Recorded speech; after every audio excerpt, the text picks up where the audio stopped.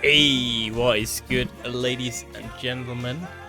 Hello, it's me, Ace. Yeah, and we are back with some more good ass Good Gear Drive. Can't wait. Got more than 100 players tonight. Yeah, no Tekken unfortunately this week, right? I was not home, so it's kind of hard to host. Obviously, Raj was not home either, so it's kind of like a double whammy in that sense. But today we got 109 players signed up for Guild Gear Drive, so I hope that is going to be pretty good as well here. Get on to rock, get up to burn, stand with the pride, ever feel your desire.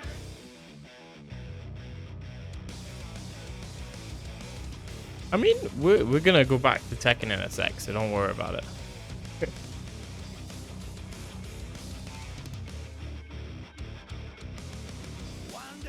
Alright.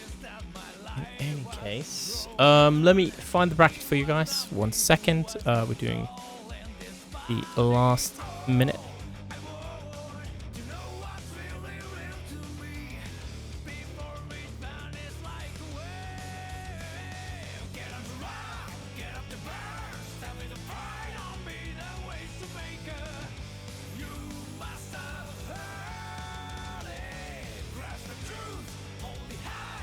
Last minute seating is it's a drug. It's a drug.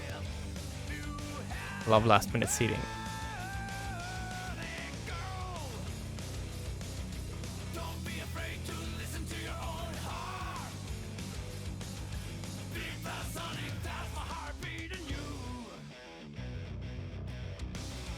All right. In any case, let me go get the bracket here. 1 second.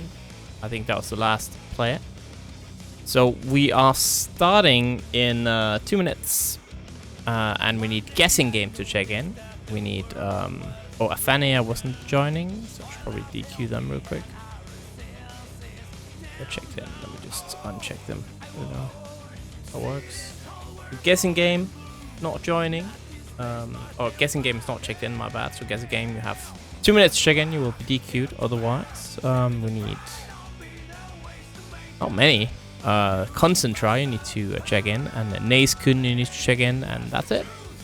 So NSxC, Concentra, guessing game, you all got 2 minutes. You will be DQ'd. Not check in. Reminder to everyone that your name on Challenge should be about the same as your name on Discord, and if you want it changed in Challenge, you can actually go here to your settings like this, and just simply change your tag. It will change your tag for the tournament. Quite easy. You can also press this little unregistered button here, which will just DQ from the tournament. Quite easy, just in case you need to DQ. Give me 1 second, chat. I just gotta look over something real quick, and then we are good to go. Who's paying me? Alright, 1 second.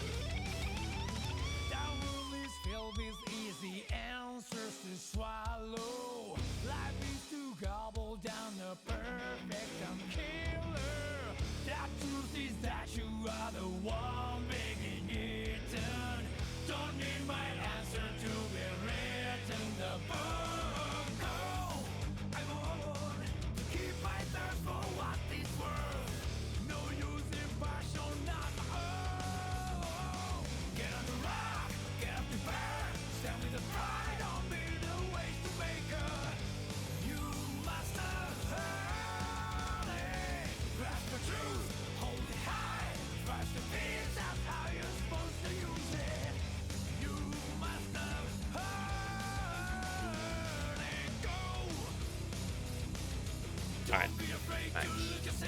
And it's 15 past. That is just perfect.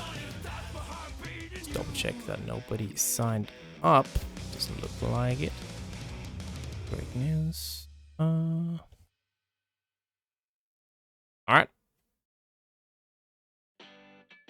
Let's go. What's good, Jonesy? How are you doing in this fine day?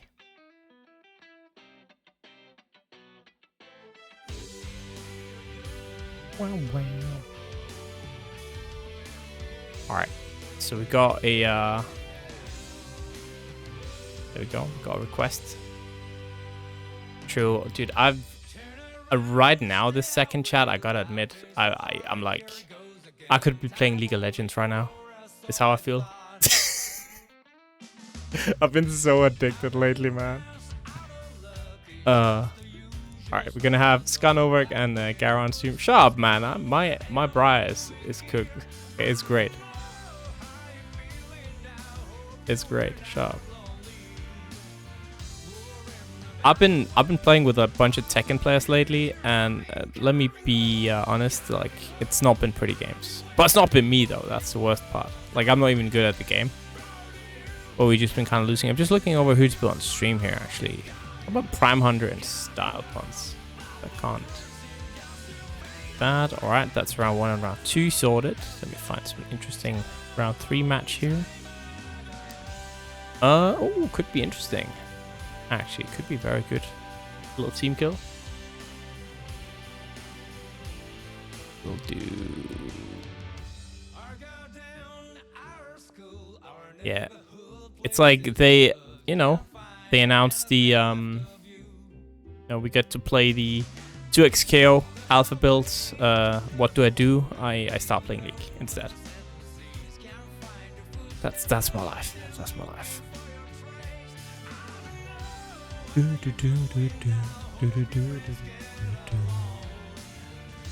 Just marking everything here so I don't forget.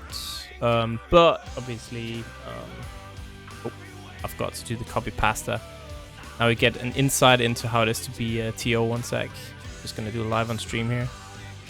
Can't copy paste messages anymore, like directly. You gotta do like edit and then copy paste, which is annoying as fuck. There you go. You can now play. Boom boom. That's a good question. I just never play online, man. It's not happening usually.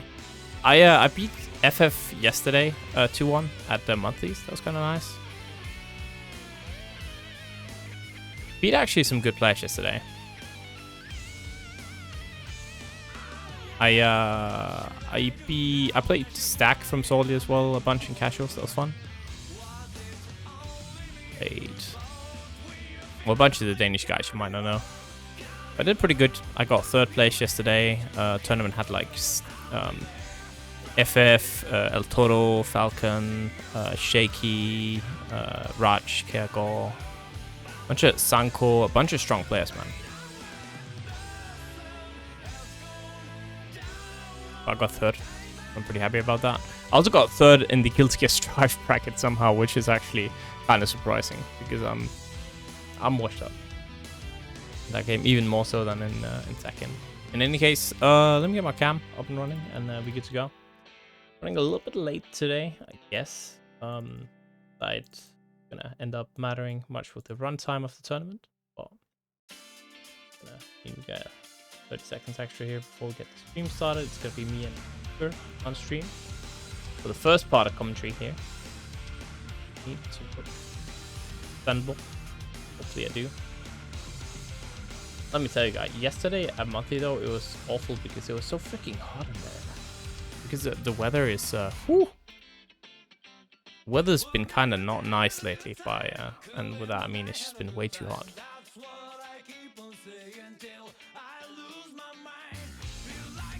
Yeah, for Tekken I've just been playing, honestly, secondary characters a lot on pad. I'm normally a stick player. I've just been lazy and just played on pad, and then like getting characters up to Fujin and stuff like that that I don't really know how to play. I'm just mashing, like, I know like 1 B and B, and then I'm just kind of pressing down forward 1 and jab until I get Fujin.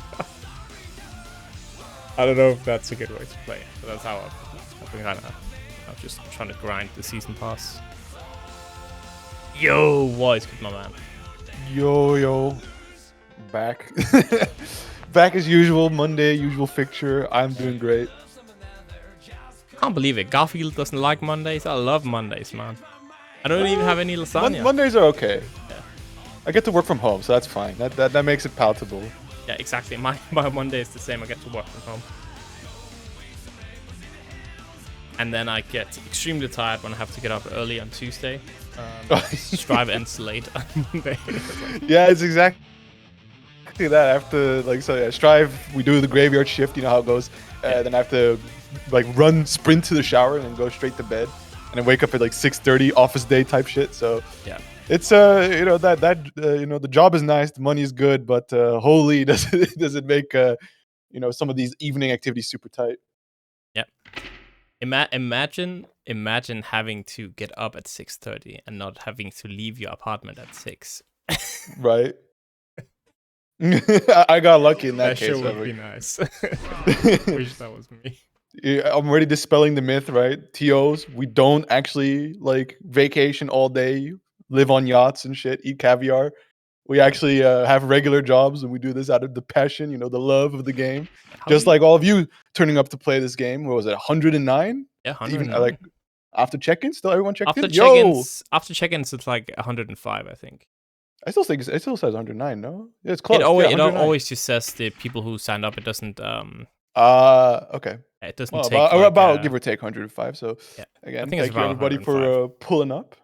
Yep, so it's quite a nice stacked bracket tonight.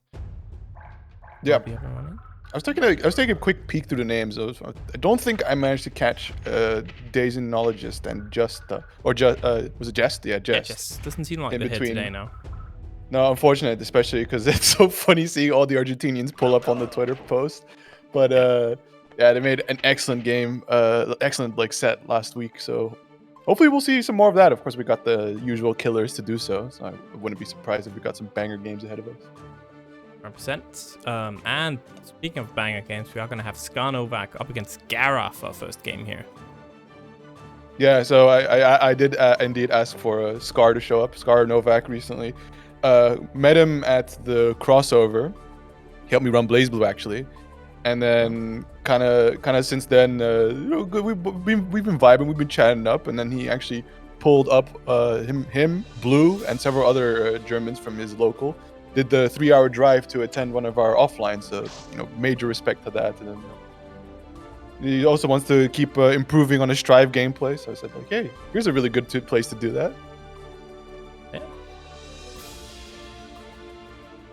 I mean, ScarNovak, someone I have seen around actually quite a bit for Salty as well. I think, was it always in Strive? Or did ScarNovak used to play Tekken or something? He's an old head Blazblue player. Blazblue. Yeah, he was around well before I started, and I'll have to ask him if the lore, if he was involved with anything else. I know ScarNovak entered Salty 2019. Oh, there you go. 24 pages of messages, so definitely played in some tournaments. Yeah, so I wouldn't be surprised. He definitely had the competitive spirit, and then it kind of faded. But he's been telling me recently that it's been reignited, so he's out here again in brackets, playing all kinds of games. Taking a stab at everything. Multi-gaming god, I respect it. I always respect the multi-gaming gods. That's not easy, man. Being good at multiple games. Like always, there's so much you need to know, right? I mean, not everyone like me can get 3rd place in both Tekken and Guilty Gear Strive at their monthly, where both tournaments had top 2 payouts. Ooh. I mean, one thing is, with being a multi-gaming god, you do got to pick your battles, right? So CF is definitely his baby. It's the main game. It's where he picks the character that requires a lot of understanding, and his battle that he chose in Strive is Slayer. And, well, a lot of people have opinions about how good somebody is that pilots Slayer. But I've also heard discussion that Slayer is really good for a character, or for a player that really knows, fighting games in general, and has, a good read on what their opponent likes to do, and you can get major reward there. Or if you don't know what you're doing and you just like to swing buttons, Slayer, perfect character. So, yeah, I can't go to UFA because Jonesy's going, essentially. I'm not allowed. We're not allowed to meet, ever. Oh, funny. Since he's going, I can't. I'm also not going because they didn't announce Blazblue, and they announced the community brackets way too late, for my opinion. So I'm going to go to the Bun Check instead in November, if anyone is down for that. So, fun fact, I've actually, because believe it or not, sometimes I actually play games and practice a little bit. And I had Raj show me a bunch of Slayer things because I wasn't aware, and now I know why this character is. Hoo-wee, man. There's some funny things that are not very hard to do. Oh, no, absolutely not. I think for sure. It's like, holy. Like, the character has clear faults and you can play around it, right? And that kind of stuff. And that's where the Slayers kind of defend themselves with. Yeah. But ultimately, it boils down to Slayer gets one, like, hard call out that just works out in his favor. Gets that counter hit started. Half your health is gone, plus positive meter bonus. Quote me in this chat. K-Mappa is a freaking war crime, okay? That shit should not be so safe on whiff. No way that button is real. It's actually the worst thing I've ever seen in my life. But You haven't been in the streets I grew up in. Also, Mr. Ice, can I please get a stream? no. Oh, okay. I'll do it off delay from the Twitch stream. We also got a $10 donation, by the way, from Reddit, in fact, saying, this is Yokker's alt. Thank you, Yokker, instead. So there we go. Thank you, Yokker, for the donation. Appreciate it. Wait, who donated? You. Oh, okay. Well, anyways, memes aside, Scar finding out himself a nice hit, already half health god here on the Pot character, right? Pot nice and chunky, and there it is, 2HS counter hit prompting the burst. Well, burst trading here. Also, good use of RC, right? Catch yourself on those mistakes. Nice backdash when he slide hit. Again. Backdash, yeah, there we go. Slide. See, that's what I mean, right? Just K-Mappa. Oh, we whiffed. Doesn't matter. Still gets safe on whiff. Yeah. It's crazy. I think the worst part is that you can make K-Mappa plus on block. Like, that should never, ever be a thing. Honestly, I'll take K-Mappa being plus over Mappa being invuln. Yeah. Oh! And that's another thing, right? We see out of the dandy step, he does the big slow overhead. You can throw it, but it's kind of a hard thing to do, especially if you haven't labbed it. It's not going to be It's like a 2-frame window, I believe. But here's Super Mappa Punch blocked, and there we go. Nice punish. RC for the kill here. Yeah, that should do it. Very clean stuff here from Gaer. I feel like if we are talking matchups, this is probably not like one of Slayer's best matchups, I assume, right? Because if anything, Potemkin can dish out a lot of damage, and since you don't really have a good backdash on the Slayer, you are kind of susceptible to just being thrown. Yeah, absolutely. But good burst bait coming in from Scar. Unfortunately, no. Ooh, the slow walk up. No death yet, but RC wait a second. Uh-oh. Builds meter here, not quite. RC available for Scar, and just lets it rip. K-Mappa for the win. Also had the meter just to make it safe. So Scar taking the first game here. Yep. That's one. Absolutely insanity here. But yeah, I agree, right? So I think typically Pot, one of those characters that likes, like, has a good time in matchups where you just have to play in his face. And you're not one of those characters or like that jumps around a lot, like, you know, Millia and Chip, also very in your face type pressure, but has options to jump over you and whatnot. But Slayer is just permanently standing in your face trying to get those frame traps going, and that's ample opportunity to get those pot busters through. I think also the fact that Potemkin, one of the characters that dies in 3 combos instead of 2, I mean, that's another mix-up, right, you have to apply. Absolutely. But here, we're seeing Gear kind of trying to challenge a little too hard on Scar, right? Especially like that 2HS being an absolutely fantastic tool to control all kinds of space with, right? Yeah. No need to really press on Wake Up against like a half-screen Slayer. Go. Again, connecting, gonna break the wall hard, knock down. You can see some mix-ups here. Immediately punishing the backdash here, and the Super Mappa Punch should be enough to close it out here. Yes, absolutely. Scar making it a quick 2-0 with the perfect. Gaer in a lot of trouble now, needs to take 3 in a row here, but yeah, after this game, it's not looking too solid. No, maybe Scar got the download here, because that was like, first game was looking a little iffy. I guess getting his footing a little bit. I don't know how much Strive he's been playing as of late. We've been playing a lot of CF sets, so I think this might have been like the first time he's booted up Strive in a good minute and just getting his bearings again. But we're seeing a character swap here to Ramlethal, so Maybe controlling that mid-range a little better with these sword normals is going to work more to Gaer's favor. Oh, almost had the pick up there, but still pushing Gaer to the corner here. 2HS is good. Oh my god, devious. Slowly walk up and throw. Good block so far. Gaer now taking the opportunity, but Mappa's right back in. The sword is on the other side of the screen, so you are lacking one of these normals. Yeah, there you go. Heavy slash, not on sword. Oh my god. Down hit. Yep. Oh, this character is real.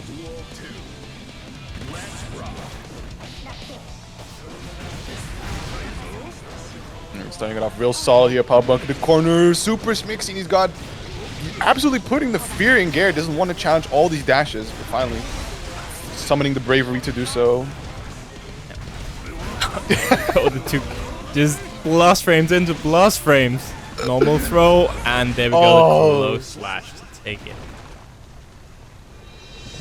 Man, he's feeling. That was really like a feeling himself type thing, because Yep. there's no world where Slayer gets away with like all those cross-up dashes, but when you're so afraid of pressing into Slayer because you've tried to challenge him and you've eaten counter hit after counter hit, you decide to take it a little slower. Then they start busting out these kind of things on you.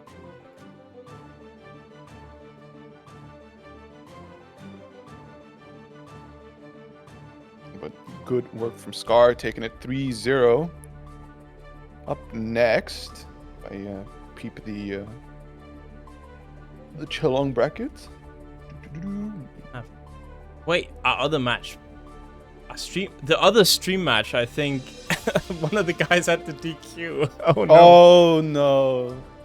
Unfortunate. So that means we are gonna have to make it up later, I guess. Unless this kinda the bracket is kinda working out right now. I'm saying so far. So maybe we can just do a losers match later on if that's. I was a little bit late starting the stream, so it might actually just be fine. Let me just ping them. Okay.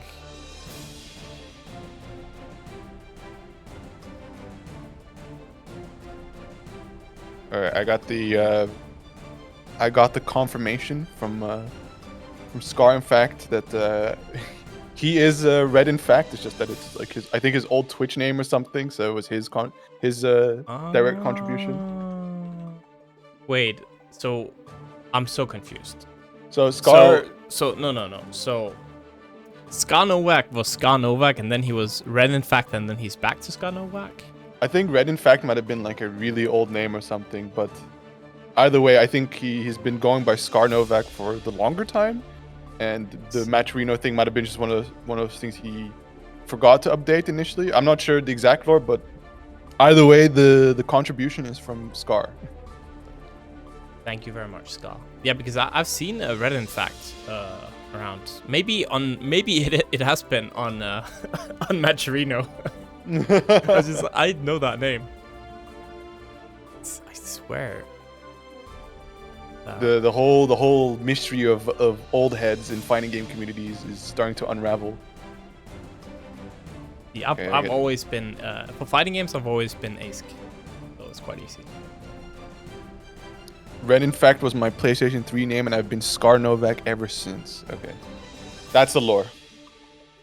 I used to have a different little admittedly cringier name. Everybody had that like name they made when they were a teenager for the first time, and then a chance encounter playing WoW had me pick up the name Yucker due to a pretty terrible pun, or there's not even a pun. It was just like a bad in joke on the word yak, like the animal. That's some crazy lore right there. Yeah, it extends to like. It was me and a group of other players. We were going to all roll Death Knights, and we would change our name up by the vowels. So one would be Yacker, the other one Yocker, and then I got Yucker, and it had stuck ever since. Honestly, that's not too bad, though. That's not too bad. For backstory. But here we go. We are going to have, unfortunately, early on, the Portugal team kill. ScatterWasTaken up against RhagTheDuckle. Yeah, it's going to be an interesting one to see, because Faust, character with some good long-range normals. So it's going to be on Rag to try and keep Scatter out. Until, of course, that when Giovanna gets in the close range, runs some of that stagger pressure she's really good at. You know, Faust, unfortunately, not a lot of tools to challenge that. Immediately picking her up. Nice, look at that stagger pressure. Yeah, nice backdash coming out here from Rag, but unfortunately the run-in from Scatter is good, prompting Rag to burst.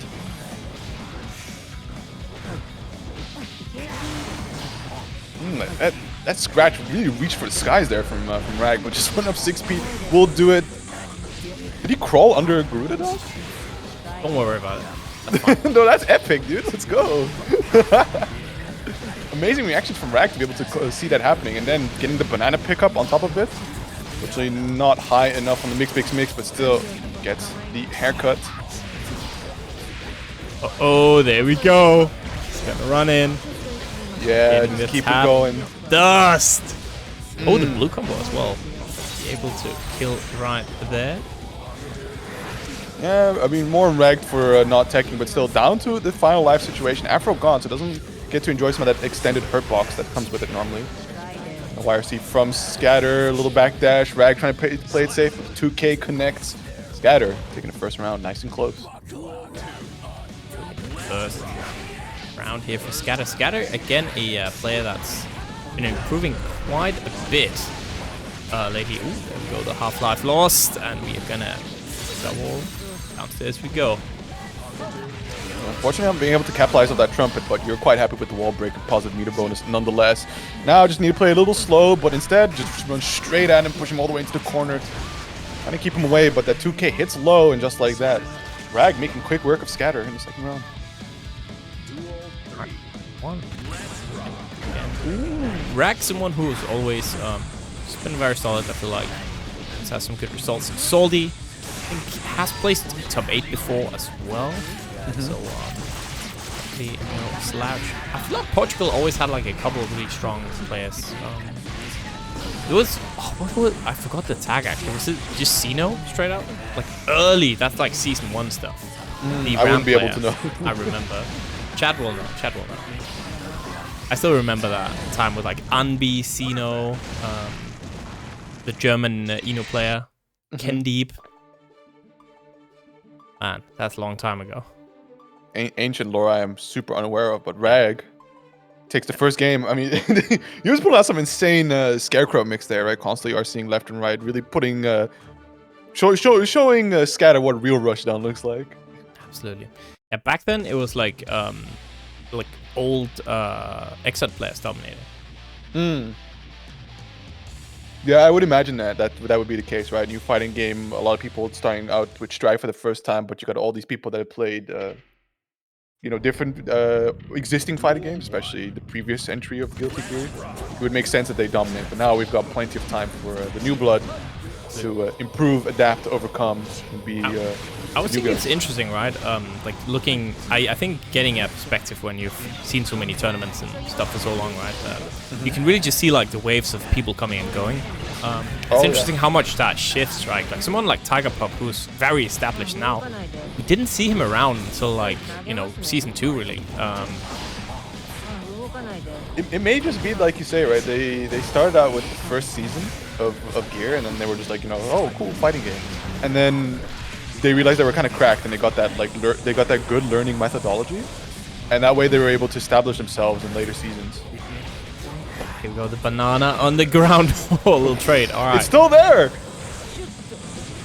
Now trying to play hot potato, and the player is too interested, sets down, oh my god, and just uses it to convert off slightly. YRC coming out here from the Scatter, trying to push him away. The Wild Assault works well, gets the side swap.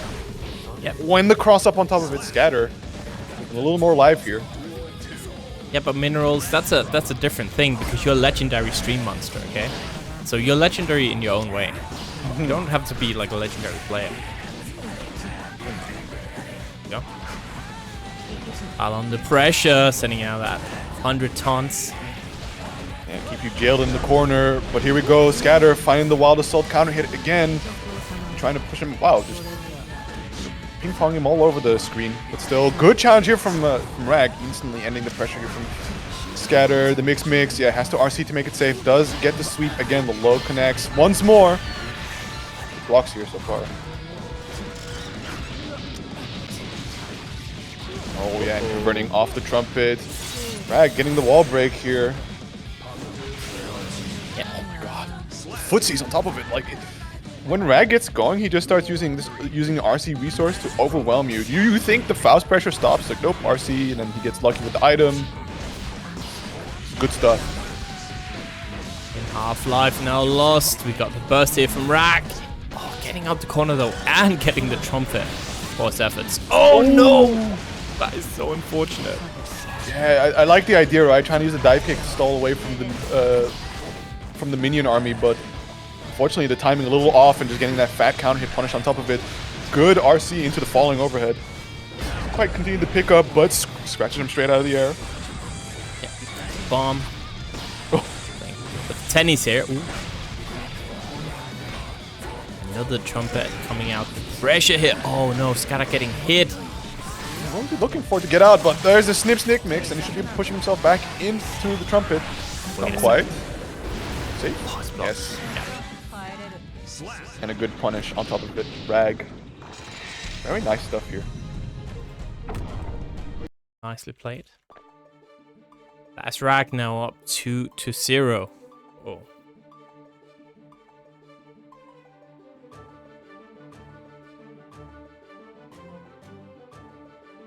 Scatter here to lock in, right? Gotta win 3 straight matches. Never.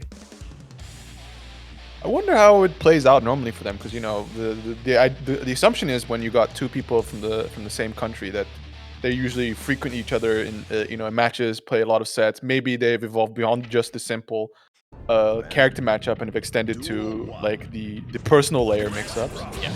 And if maybe that's something that Rag is really like capitalizing on, so might not necessarily be playing the Faust Geo matchup, more so like, oh, I know what Scatter looks for. It's gonna be a question if Scatter can then like apply the same towards Rag. Unfortunately, not being given a lot of chances here. Does get the good backdash, running that pressure now, trying to keep the stagger. Crawl, goes straight onto the kick, but RC immediately covers for it. Oh, no, not quite a kill. Reversal throw, put him in the corner. Let's see the pressure. One more. Do it again. Tap does, charge does, wall splat. Almost getting that life swing here. No hard knockdown, but still positive meter bonus. Doesn't block the mix. Had the first block, but that was interesting. Just blocked the first hit, but then not the subsequent ones.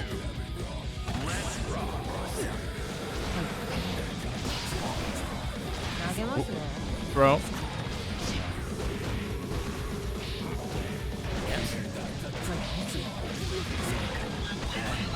Throw out the dude. Cover for it. Yeah, unfortunately snips it, whiffs, but you still got that minion. Oh, the banana peel slipping on your banana. How the tables have turned. You gotta watch out there, and there we go. Again, I think Scatter's been getting so much mileage out of just the wild assault. Oh. The super into RC rights. Get that invuln frame, save the meter, and then just immediately command grab. Absolutely filthy stuff here from Rag. Be one more hit away from winning the set here.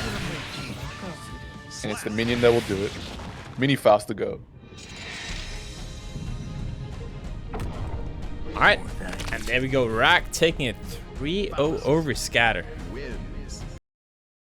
What a showing. Absolutely. So, yeah, unfortunate for Scatter not being able to put at least one on the board here. So they're going to have lots to talk about in the... in their review, if that's what they're about. We know Scatter does stream, and as a streamer, it's actually peak to get thrown into losers early, because then you don't have to wait as much usually, and you get more matches to stream. Ah, so thinking about it, it's actually Giga Brain. Yeah, that's actually that's the content grind set right there. Like if you're on that tournament grind set, you get that win, you stay on the winner side. But if you're after that content grind. Yeah, content maxing. Scatter pulling a different angle. I would never. I'm not a content maxer, so I wouldn't think of it like this.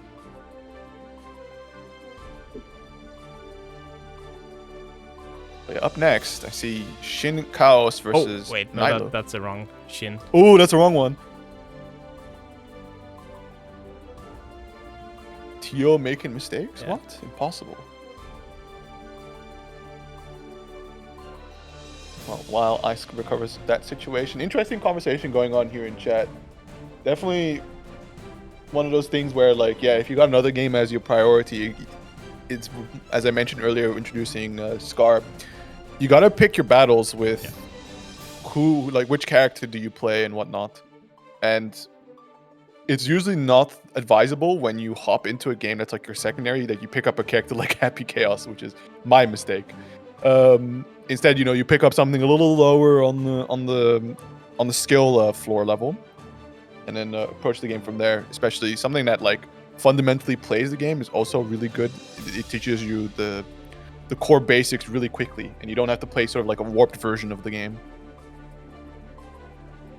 I think it also kind of depends, right? Like how much 2D experience do you have? Like I don't know how Gaer, I don't think he has much 2D experience outside of Strife, so it's a bit different, right? If you have a lot of anime game experience, then it might as well be fine. Whoever you play, so it's kind of different for everyone. Yeah, here we go. Arbeitszeit against Nylo. It's Mr. Shinky right there. Oh, okay. I was wondering, like, oh, that's not how you say Shinky, but here is an intriguing situation of a puppet character versus sort of a puppet character, where they just like to put you in oppressive pressure, just like Shinky is doing, and Nylo recognizing that. Wow, what a 6P, just instantly deleting all those minions, but still, Nylo has the pressure, forcing Shinky to burst. Trying to stay in the air, but he's not too happy with that. Will send out the sword, get that Eddie back, leapfrog. Good block so far from Nylo, but unfortunately has to give at some point.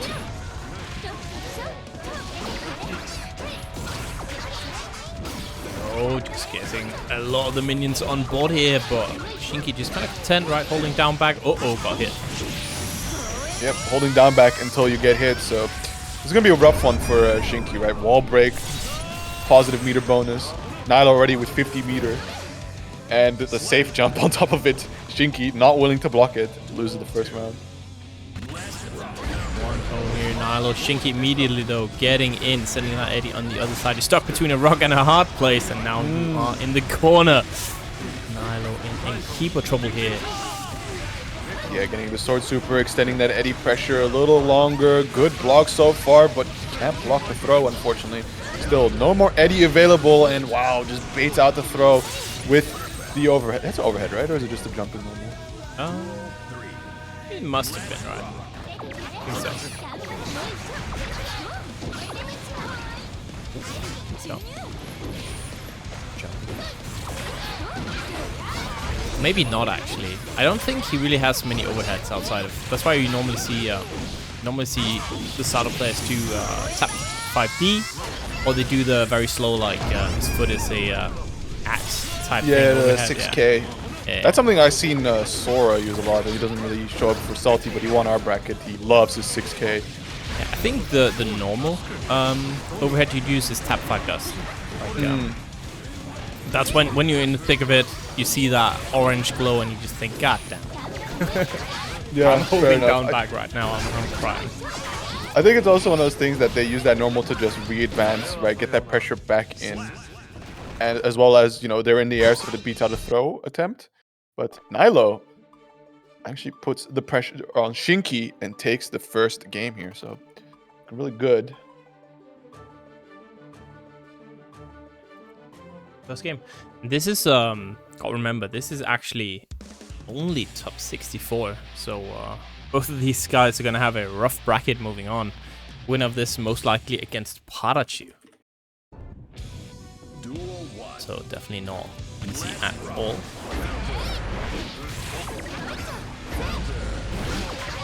Alright, push towards the corner, half life lost. Sending out minions, but the gold burst saying, okay, I had enough. And now I just want to meet it. For my effort, sending out the super. Nice! Really good RC and there. the Eddie dies on top of it. Yeah. Very, very really good disastrous kind of super play. All kinds of like mix, but the 6P just seemed to be the master key to through it all. Yeah. Now trying to get the Eddie leapfrog, pushing. Oh, the conversion on top of it as well. Good old 6P, nothing beats that. Yeah, nice and active, good hitbox. Really good to clear out some of these some of his scream spam moves, right? Asuka boxes, minions. With the Shinki making that comeback, right? Looked really rough in this round start, but found the momentum they were looking for. Absolutely.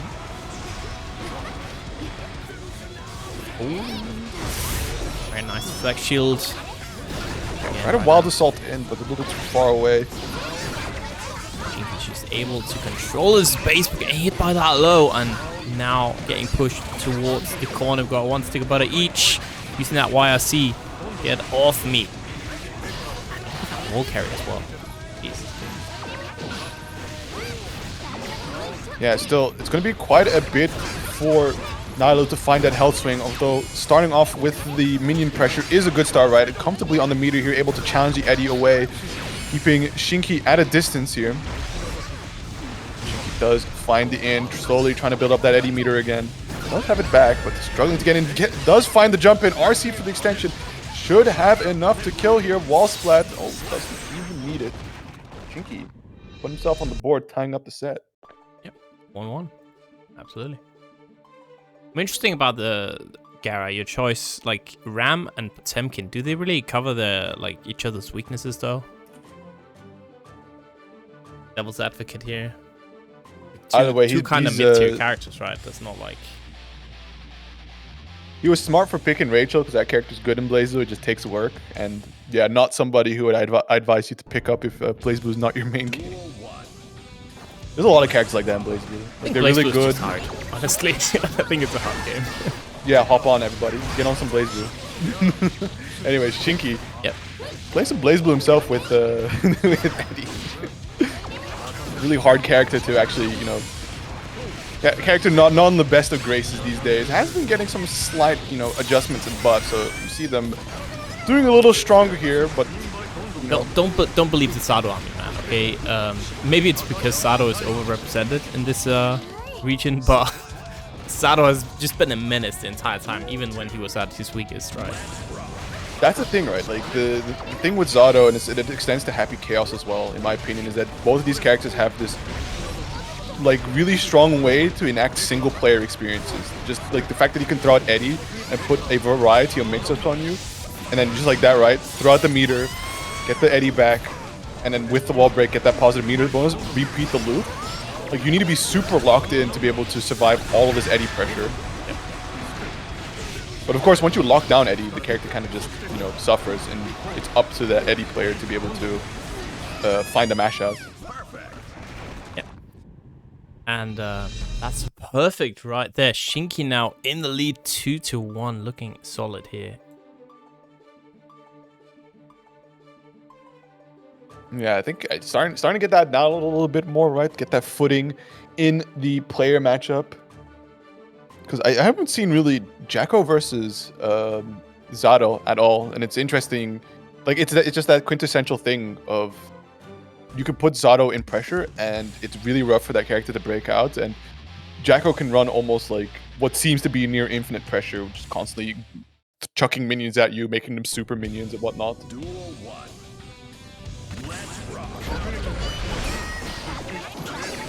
Yeah, just like that. Doesn't want to be put in that corner situation again. Nylo instantly bursting, trying to get that momentum. And Shinki using the wild assault on round start means that, you know, he has no escape out of this corner other than good old hard reads.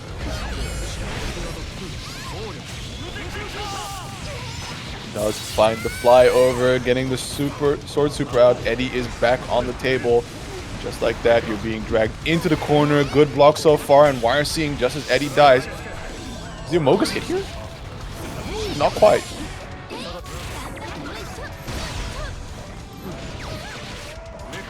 Jump in, yeah. Trying to keep Nylo in the corner here. Good block so far. Reacted to tap dust, but at some point you gotta give. It's just too many mix-ups, one after another, and all covered by Eddie.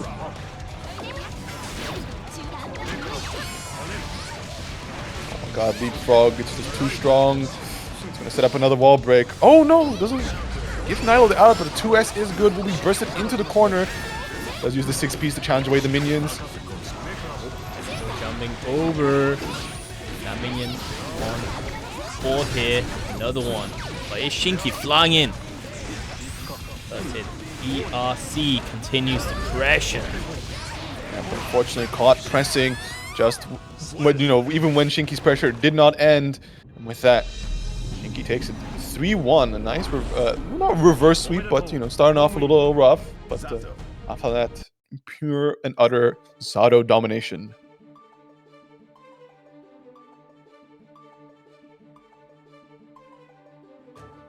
Absolutely cool character.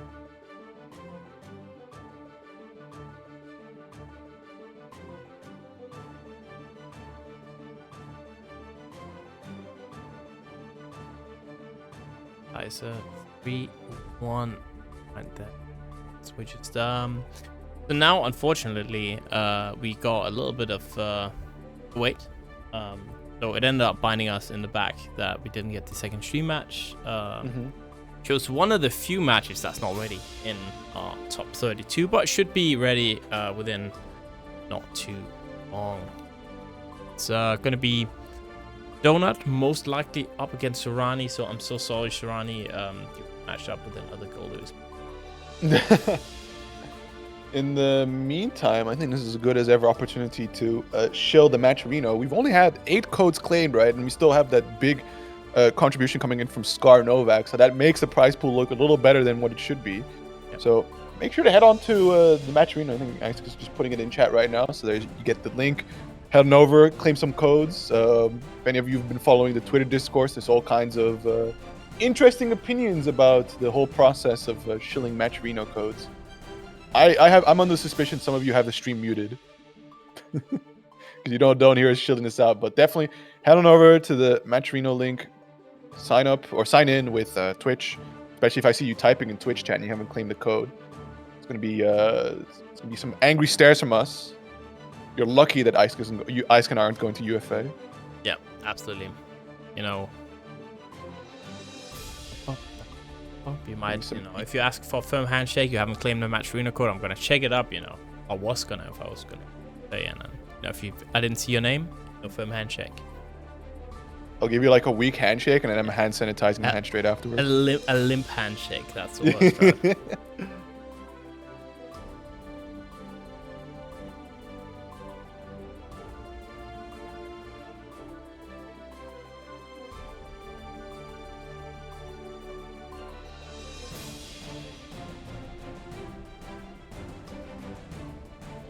I believe in Snell. You can get this.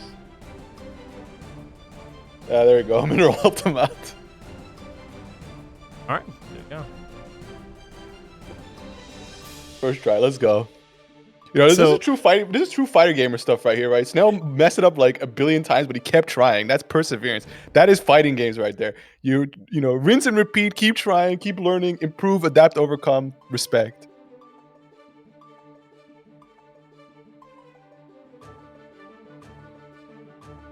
You better check the match Reno again. Oh, damn. JTT with a $10.01 contribution to put themselves one over ScarNovak. So thank you for the contribution. And the absolute chat move. JTT, by the way, is a donut. Okay. Same. I have learned my mistake. I know my players. Thank you very much, Donut. Appreciate it. Actually, one of the Swiss players. So one of the strongest players we have in Switzerland. Yeah, I'm remembering. My brain is smart. I just noticed that while Scar did give the generous $10 contribution, he didn't in fact claim a code yet. So that's a real backwards way of doing things. But indeed, we're sitting at a nice and hefty $47.51 price pool so far. So making good moves here. Man, it's that every Monday, I swear, somebody's outside smoking funny cigarettes around 8. Every freaking Monday. Just the funny green cigarettes. It's very pungent. Every Monday. Like, it's always during Stride.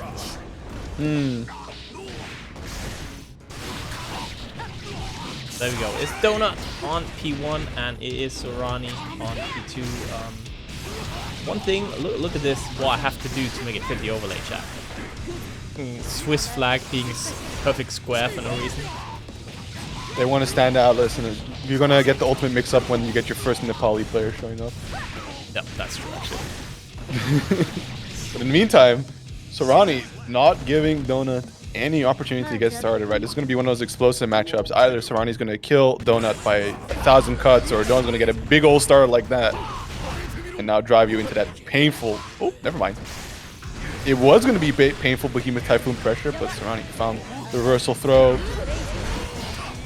And wants to keep that aggressive burst, keep him locked down in the corner. But good challenges here from Donut. Unfortunately, Sorani, slippery as ever, finds the next in. What? Okay.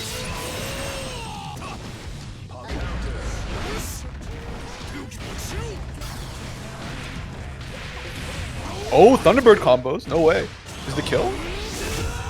How hard did you spin? I mean, it's Millia, yeah, surely. Okay, yeah. Jeez. No 1080s on Donut? Oh, I see. It's interesting, the sort of the burst economy in Strive. A lot of times, very early bursts, because these characters have like insane momentum, can put you under crazy pressure that you just don't want to deal with. You get hit once, you just think like, you know what, we go one more. Just one more try.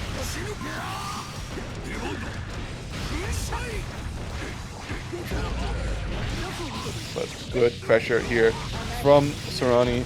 Will be driving Donut to the other side of the screen. Does find the mix-ups and good blocks from Donut, right? Being able to realize that there was enough space for Sorani to corner steal there. I got hit. Not the drone. Yep. Sorani actively reading Tiger Pop's Twitter, right? Just backdashing on the drone. Don't interact. There we go again, but she's a negative penalty here, so. Yeah, and the wide wall assault. Unfortunately, no full conversion, so Sorani with one more chance here.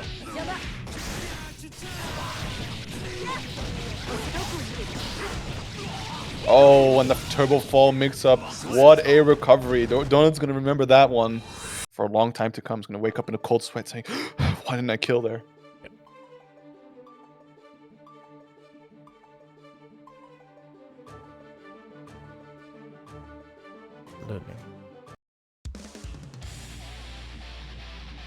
But yeah, if you guys wanted to bust out of a combo, you should try the little funny game called Killer Instinct. That is a very fun game. I just really wish we had a new KI, honestly. Yeah, I think Iron Galaxy isn't like ready for it. Like there is, like, from what I understand, say what you will about Phil Spencer, but his he's super down for another KI. It's just that there's no studio to champion it. And the last one was Iron Galaxy, and they just had like all the right people at the right time. Now they hit Half-Life already lost here from both players. Very quick round. Oh, wow. Seeing right through. Yeah, unfortunately getting caught here in the stagger pressure from Sorani. Donut put into the corner. Be holding this block. YRC to get the bus out. Doing their best Millia cosplay, but unfortunately gets hit. Sorani with a good chunk of meter here can keep it nice and tricky. Trades the hits here. Thunderbird coming out, trying to back away from it. Giving Donut hella space here, and just like that, make that comeback. At the cost of a bit of burst. Oh.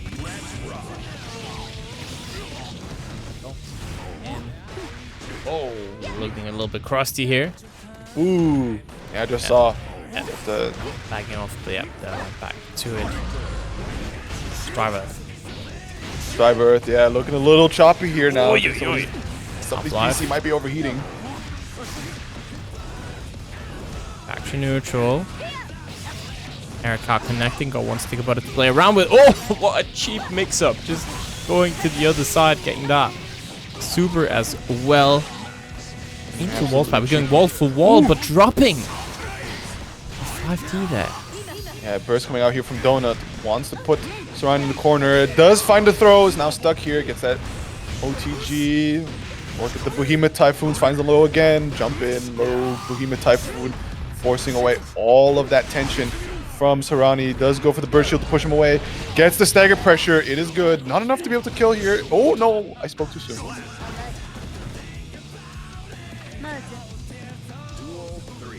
1-1. Good counter hit. Round start here, putting Donut into the corner. We see some of that patent pending Sorani mix. Yeah, good stagger. Watching OTG. Within.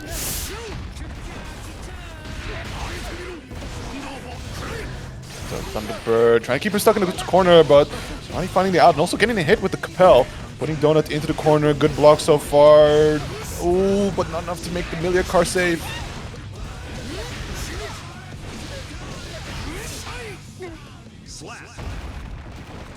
Excellent conversion from Donut. Will tie it up 1-1 here.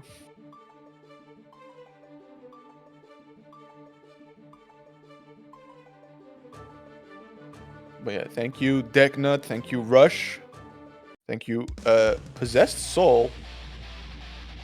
Also, another $1 contribution from Scar. No, Yerker's alt needs to be second place. No. 5 there. So Yoker in second place, looking solid there. Obviously, Team SaltyEU, you know, first place. Always winning on these tournaments.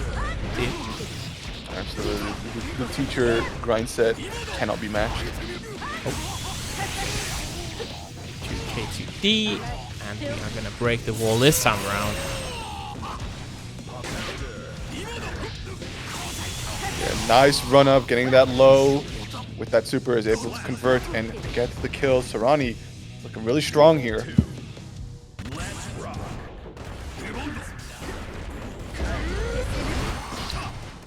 Instantly bursting there, doesn't want to hold all of this damage, but doesn't want to be put in the corner against Goldlewis.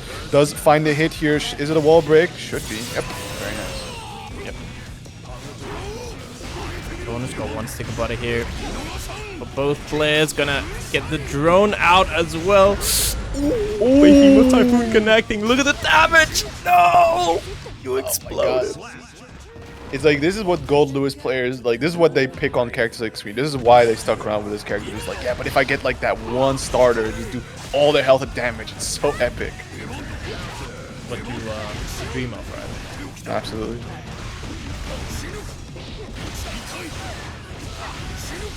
RC extension. Look at the wall splat coming a little early, so probably could have killed there if it had a little bit more time. So Sorani down to the last opportunity here in game 3. Oh, coming out. Oh. Nice using the RC to get away, but he's still got such a long way back here. Pressure getting a low. Okay, we got the disc out. Uh-oh, looking a little bit rough here for JTT. Oh, wow, he's going to make the comeback? Sir, she does it. Sorani. Just like that. Sorani.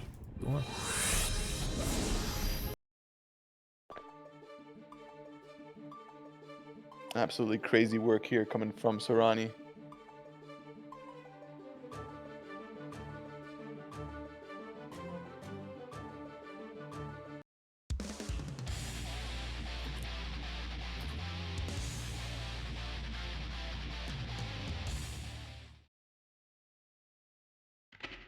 All right, on to game 4. So Sorani here, one game away from taking it over Donut. We saw them dooming a little earlier in the Stream Matches chat.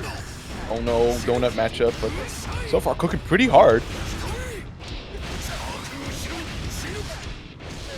And there we go. It's the Goldlewis dream. Look at that damage. Sets up the Thunderbird. Keep the pressure going. Sorani trying to challenge out, but fortunately.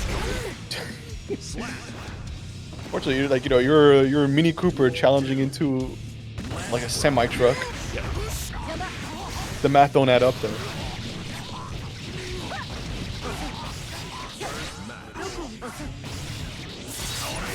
Starting off a lot stronger here. Sorani getting Donut down to half health.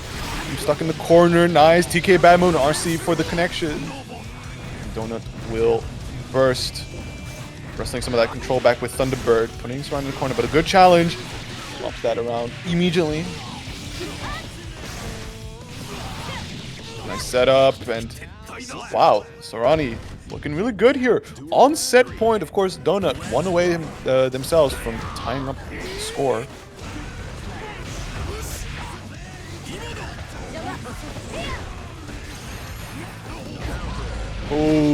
footsies, the shimmies coming out from Sorani, doing all of this damage, making Goldlewis look like a regular defense character.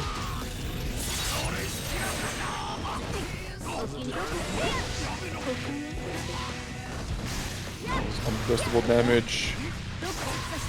Soon, Donut's gonna be. Oh, never mind. The burst got baited, and just like that, Sorani making quick work in these last 2 rounds, taking it 3-1 over Donut.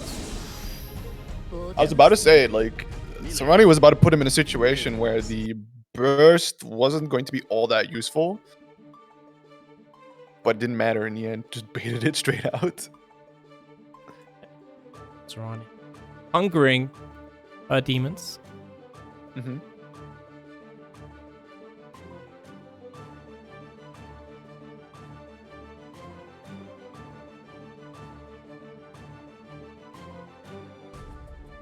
You know what, Gaer? It starts with the 0-2, then it goes to the 1-2, and then it goes to the 2-2, and then it goes to the 2-1, and so forth. And just like that, you're in salty top 8. It's just that easy, man. Yeah, Nothing could be easier. Absolutely. So just keep putting in the consistent work, right? Put that Tekken game aside. Nobody cares. Play some more Strive. Okay, now you're saying too much. We all saw that Eddie stream with the bot just mashing, what was it, 3?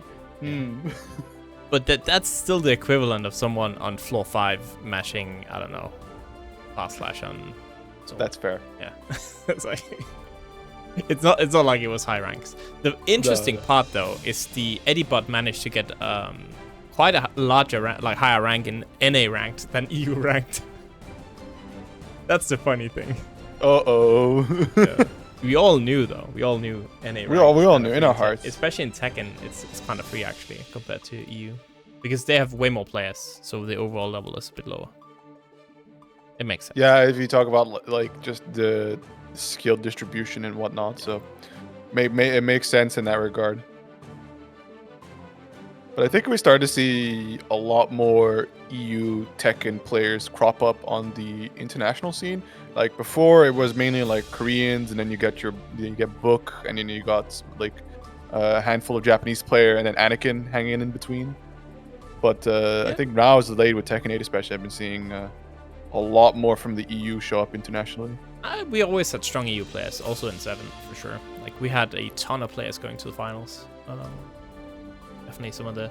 We just never had players that could quite defeat the Korean, Pakistani players, but neither could NA. So I was like, fine. I think EU was always a little bit stronger than NA.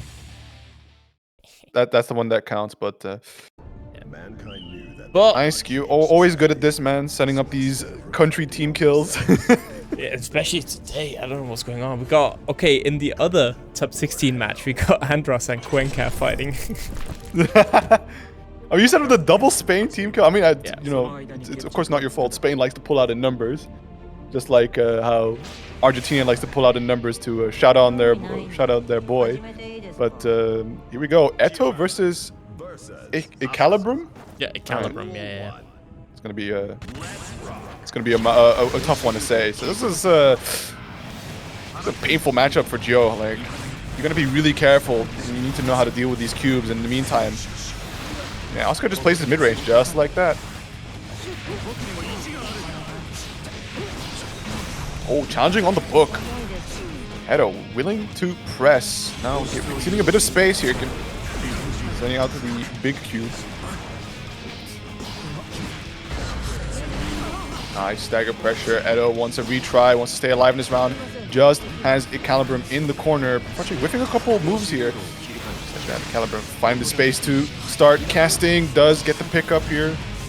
Overhead.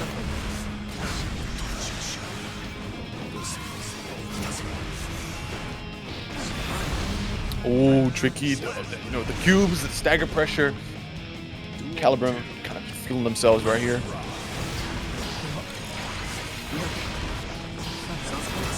It's Rush saying, "Mom and Dad, please don't fight," or something. Spanish. I have no idea. Go. Again, sending out the cubes. Half-Life lost. And the super. Yeah, unfortunately just flying away, but still room enough to 6p. Edo back in that situation, and just like that, the really overhead is fast. Actually, holy.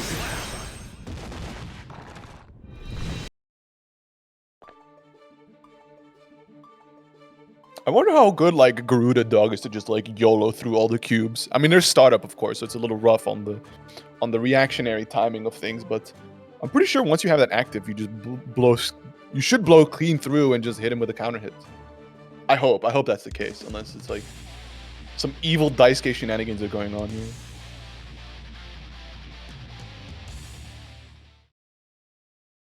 There's a lot of evil dice shenanigans in this game. I can't wait. I hope Dizzy is cheap as hell. Then I got a character I'm just playing.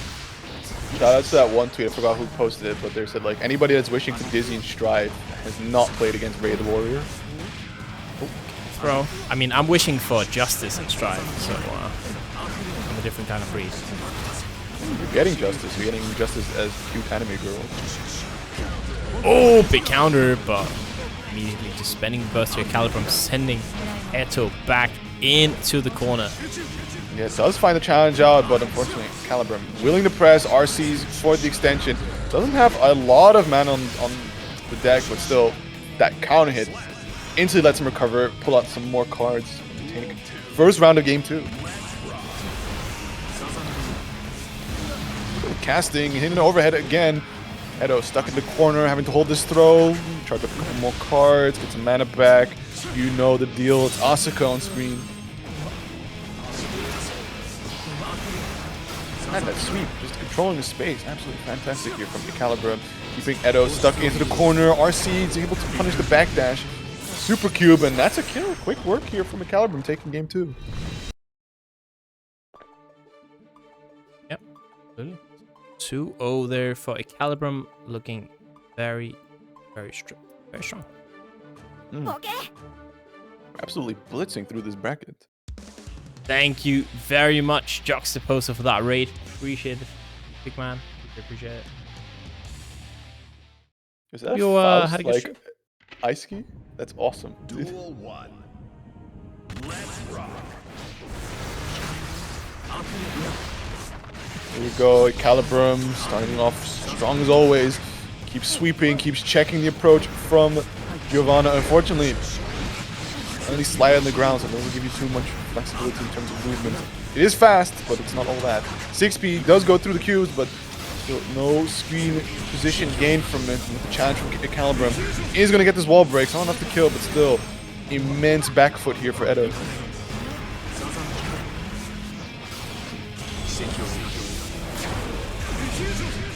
And catching the backdash with the super cube.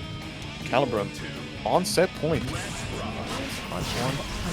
By the way here, I'm going into our top 8 winner side, and that is a wonderful place to be, let me tell you. Here we go. Edo does get the next hit, and just like that, ecalebrum gonna burst it away. Does not want to get her started with any positive meter bonus. Ooh, 6p is good. Of course. And Edo with no opportunity. Has the DP baited on top of it. Good punish coming out here from Edo. Oh, that killed? Wait, did he run out of meter? Oh yeah, he was. Damn. Staying alive, sending out to cubes here though. Gotta win 3 straight again. It's not gonna be easy. Getting hit by the overhead as well, and to make matters even worse, your first gets baited here. Yeah, and now you're just stuck at this like mid-range situation. Just watching Asuka put on his best Shadow Wizard money gang impression, just like casting spells and getting his money up. Kind of low on mana here, so it's good. Oh, and just YOLOs it with the tap dust. Who needs spells? Who needs mana? Edo takes it 3-0. Oh, sorry, ecalebrum takes 3-0 over Edo. Yep, really. Go. Or ecalebrum, and as per tradition, I have chosen the one match, apart from this one that was not available for the next round. But there was some connection issues and stuff like that, so it shouldn't be too long here. We got Wrathgazer taking over Gideon the Great 3-2, also beating Blasups. I believe it was 3-0 even. That is, Wrathgazer very strong. He was on Team Denmark in the team tournament. Plays Potemkin. But definitely beating someone like Blazblue 3-0, a very, very strong Russian Potemkin. And obviously Gideon, our seed 3 for tonight. Getting upset for the second week in a row. Maybe the Slayer character is starting to be understood a little bit better, right? Yep. So people has decided to put the keyboards down and put their sticks on their laps and actually lab out the matchup a bit. I mean, to be fair, the last week he got upset in the Slayer mirror. So they didn't even lab their own character. Okay. Yeah, it was in the mirror. And this was Potemkin. We talked about that before, right? I feel like Potemkin, one of the characters that's actually quite good against Slayer. Maybe not. It's not like necessarily like a super strong matchup for Potemkin, but it's not as strong for Slayer. No, absolutely right. Having the pop bust and also just these big normals to compete with, control that range, and it just does a ton of damage on top of it. Yep. Exactly. Well, I think PataChu Shinki, they started playing about 10 minutes ago, so it shouldn't be too long here. But yeah, love to see one of my fellow Danish players moving up in the world. Wrathgazer, actually, what the hell? Why are you not coming to our monthlies, man? What's that about? Huh? Got like a really nice Guilty Gear Strive tournament yesterday. Can't believe it. It's like that. Sometimes you find the person that's like in your country, in your area. I had that. I tried to reach out to Citizen Alley, but boy did they ghost me. So that's really unfortunate. Yeah. Might be also just a Dutch person living abroad. Who knows? But indeed, some of these people, they just don't show up to locals. Crazy. Can't imagine it. Like we had so many players as well coming from like Copenhagen, stuff like that, to Aarhus to play. So yeah, but we have people from Copenhagen, okay? Roskilde, that's even worse. Unless you're like on Bornholm, okay, then you got an excuse. If you're not on Bornholm or any of like the weird islands, then there's no excuse. We had somebody who I think drove 18 hours from Germany to the Netherlands to come play at our offline. It's crazy. It's absurd, but he's in our Discord server, and then anytime somebody just goes like, "Oh, it's 3 hours away. I don't know if I can make it." I just go like, I at that guy's like, "Get him. Tell him your story." Yeah. I think in Denmark usually it's about 3.5 hours at most for like one end to the other, and our monthly is like pretty much in the middle of Denmark, so it's like around 3.5 hours depending on where you are. It's not too bad. I think. So I don't know if you've been having the stream muted, Sir Donut, but I've been practically shilling our offline. You see this ZF tag here? It's our offline in Utrecht. We don't really run Strive all too much. We had one in end of August, 31st. We had a big Strive bracket, like 34 people playing. But we do have people that come up, that turn up, right? They play some other games, but they love to play you in Strive if you want to come by. Other than that, we have Salt Lake Shimmy, which is a more Street Fighter-centric locals in Zoetermeer. They play Street Fighter 6. What was Street Fighter? They play Street 6, Third Strike, and something else. They like play everything. I think Alpha 2 even. Yo, Alpha 2? Sure. Yeah, they play the old ones. They got some old heads. They got arcade cabinets there. It's crazy. Wait a second. Speaking of, I'm so sorry to interrupt, but we got a $1 1 cent donation from Donut JTT saying, "I shall stay on top." Let's go. Absolutely base stuff there, Donut. But last one to shout out is Strike Zone in Eindhoven. So that's close to the border of Germany. There they play Strive every Thursday evening after work. So they go, everyone pulls up there like 7. They got like 3 hours to play Strive and then they dip.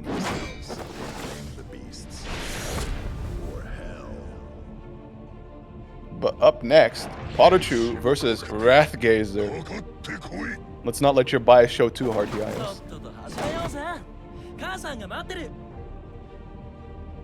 But yeah, this is from the Exo experience. This is one absolute hell matchup for Potemkin. But seeing as how much more in your face Shin likes to be in Strive, it's a little bit more comfortable for the big old heavy Zep boy. Yep. How this one goes again. Level 10,000 Potemkin, by the way. Let me actually do some researching here on this score 1 second. Where's Wrathgazer? Doesn't say.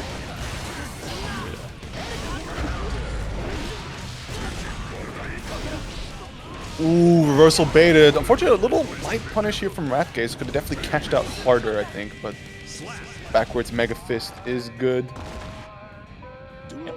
And that's Wrathgazer round 1. Definitely someone I've underestimated, I feel like. Beating some very strong players, right? Blast-ups as well as a Potemkin player, so beating one of the strongest Potemkins we have in the region 3-0. That is definitely impressive. You know, maybe Wrathgazer is on some like real next level tech shit, right? Like, doesn't show up to the locals, doesn't consider it good enough practice, right? Out here upsetting players. Yeah. Man was saving that shit for nationals, and it shows. Yeah, absolutely challenging the outcut attempt, getting the backdash. I mean, PataChu in the corner. We're going to see another upset. JD, okay, good air throw here from PataChu. Is down to a pixel health situation. Doesn't have the means. Good blocks on the overhead. Oh, the active frames of 6P does find the hit. Timing barrel for the wall break. Still, one last hit here is all Wrathgazer needs. Good blocks, little save. Tries to challenge with the 5P, trying to jump at him. Single out both players here with the... oh yeah, spending half a burst meter there. Oh, the DP connecting, and that is gonna be PataChu tying it all up. Wow. And, you know from Xrd, there's something about these Danish Potemkin players, man. Wait, isn't Psychedelic Pet is Danish? Yeah, he's Danish. I completely forgot. Yeah, that guy's cracked out of his mind, dude. Doesn't play too much in Salty, but when he does show up, easy grand finals. We're trying to bully him as well to come to monthly next month. So I'll have to bully 2 Potemkin players. So real for that. Oh, the PRC clutch, but still getting hit. He's so damn. PataChu's so real for that. Oh! I think that might be. A little choppy. Still, ooh. Air stall beating out the effort. Wow. Who said that the Potemkin characters have movement? And again, the Pod Buster. Wrathgazer are just absolutely feeling themselves. Wait, actually, I just realized it's funny that Wrathgazer is running the orange pod because that's the same palette that Psychedelic Pet uses. Yo. There's some hidden lore there. Absolutely, something in you guys that is stealing the Dutch national color. I don't know what that's about.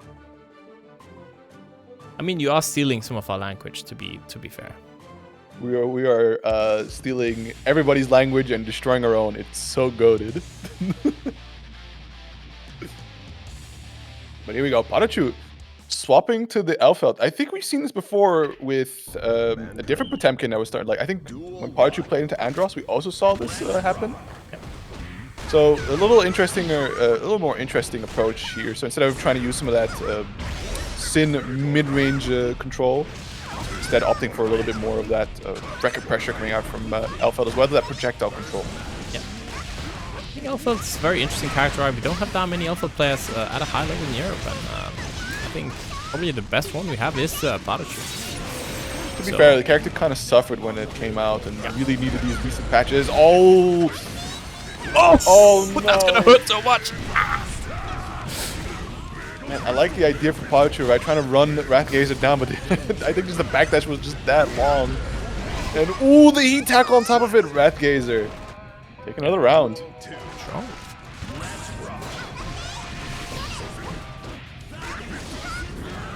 Mega Fist connecting. Uh-oh. Ooh. Have those clash confirms. Good gunshots here from PataChu, but unfortunately just gets flicked into the corner of the OTG. Just raw 2HS connecting, the stylish air combo on top of it. Wrathgazer really cooking really hard. YRC is spent. Ooh. Yeah, doing the 5P check, right? Trying to maybe see if he can catch a jump attempt to avoid the potential pot buster, but PataChu just blocking it. Stoic. So demure, so modest.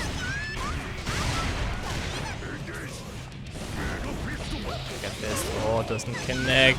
Red RC, there we go. But PataChu solo still cannot afford to get hit. Needs to be perfect in this pressure game and is perfect. Oh my days, look at that.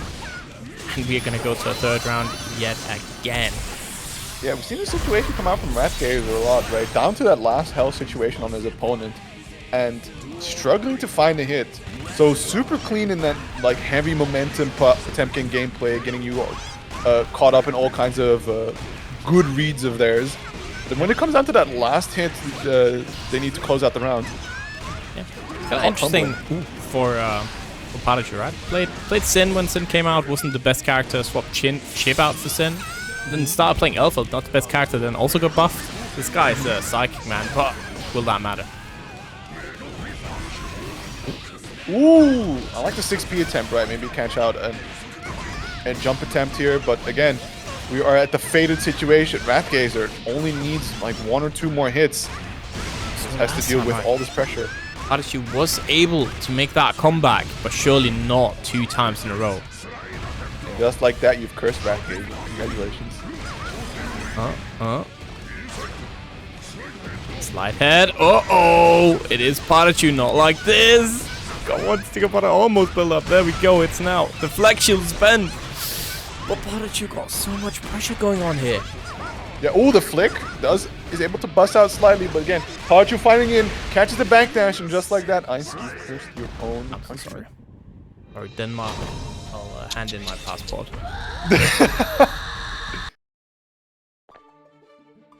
Jesus. The 2 absolutely huge comebacks there.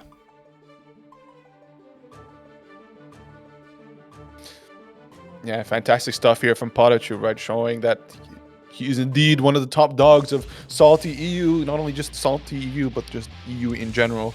Yep. Knows how to keep it calm and cool, collected, and run those comebacks. Absolutely. Well, here we go. Game 3. I mean, Wrathgazer was so close, right? So definitely. Ooh. Just needs to log in here. Log in to matcherino.com and claim a code Wrathgazer just like that. I'll remember, you know, Alpha is a kind of speedster character, right? Heavy mix-up, but does not have a lot of life. I think it's interesting that PataChu goes for the burst here. Maybe he's starting to dial in on the fact that indeed Wrathgazer struggles with getting that last touch kill here that that he needs to be able to win. So just capitalizing on that fact and keeping the pressure going. Yeah, no burst spent here from Wrathgazer though, right?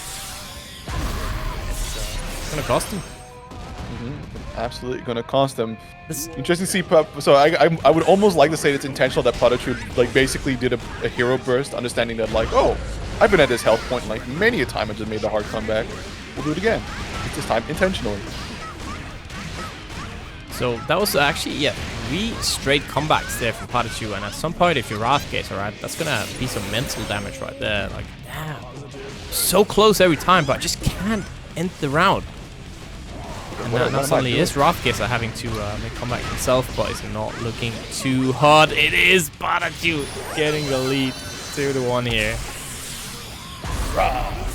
Very nice stuff.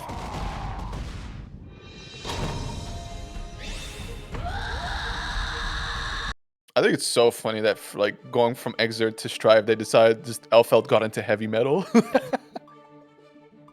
Alpha looks pretty fun in this game, but I'd admit, I'm so sorry, Xrd enjoyers, but Elfeld was like my favorite character in Xrd.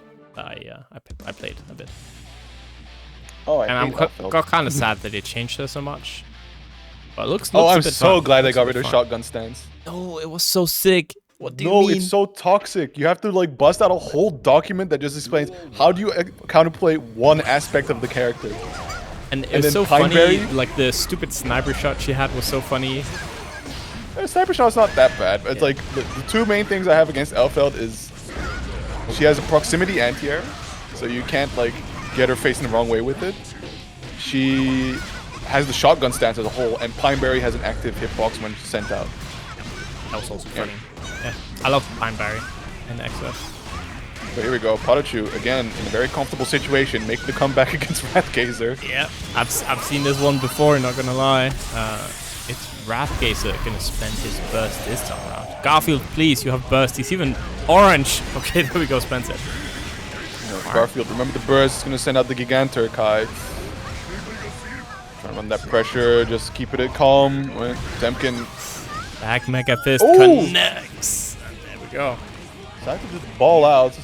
2 Mega Fists. Let's see if Wrathgazer can start doing some of that, you know, hard momentum call outs into, you know, clean win around.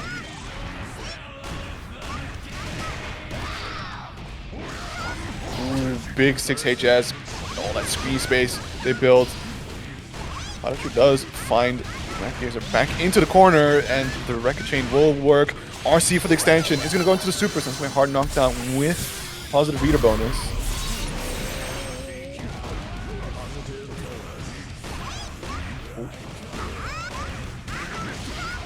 Nice Mega Fist. Waiting patiently. Mega Fist catching the backdash, and that's a combo. Ooh. Damage. Should be chucking him in. Yeah, straight into it. Yeah, oh my god! Absolute combo movie type stuff, but has the meter to make this safe, even on block. Yep. Players now with burst, but it is Wrathgazer probably the only one who has the opportunity to spend it, and the back throw. Challenging on the stagger pressure. Wrathgazer able to close one out at long last, tying up the set, and we're gonna get our first game 5 of the evening.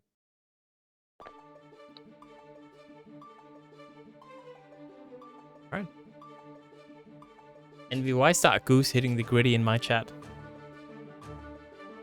Blame Oh, yourself. Damn, what? The goose going left foot knee. Watch me with that creep. Where's that emote from, actually? It's just called Greedy Goose.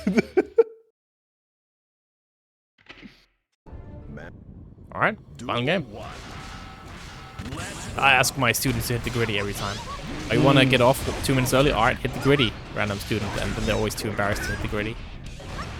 You know, it's 2 minutes. Well, what is 2 minutes worth to you? Clearly not the gritty. Just like that.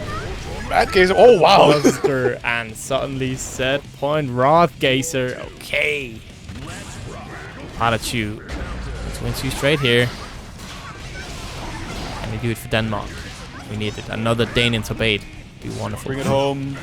Time Pop Buster. Whiffing. Still getting away from it safe. But the disjoint here from PataChu will get a nice counter hit confirmed. Putting him into the corner. Going into super for the hard knockdown. And positive beater bonus. He's going to need that to build up that burst back reset. Life lost here. Gonna pile on the pressure. YRC had enough there, but there's no resources at all for Wrathgazer. And has been struggling a bit, right? Finding a way out of this PataChu pressure. Oh, there we go, the Mega Fist. Well placed Mega Fist. Good, nice sweep. Does have to watch out for that 50 meter. Who knows what PataChu's cooking up with that? Oh, get hit by another Mega Fist. Ooh, the backdash from PataChu. Felt that with his soul that was going to come out. Has a full stick of butter to do whatever he likes. Well, this is oyster in terms of mix-ups. Yep. Wrathgazer does have an extra round to survive, right? On this hit. It's going to be a kill? Yes. Yep.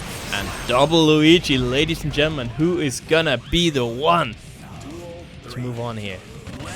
Final game, final round. PataChu versus Wrathgazer. Starting off nicely. Trying to bait out the burst, but PataChu not biting. Good 6P. Is able to get that upper body invuln through the mid-range tool from PataChu. Backing up a little bit. Doing some footsies. Does get the in. Nice punish. Again, trying to bait the burst. This time it's a gold burst, so safe as always. YRC. Nice. Close slash is good. Flicks him away. Too good for PataChu, but we have seen this situation before.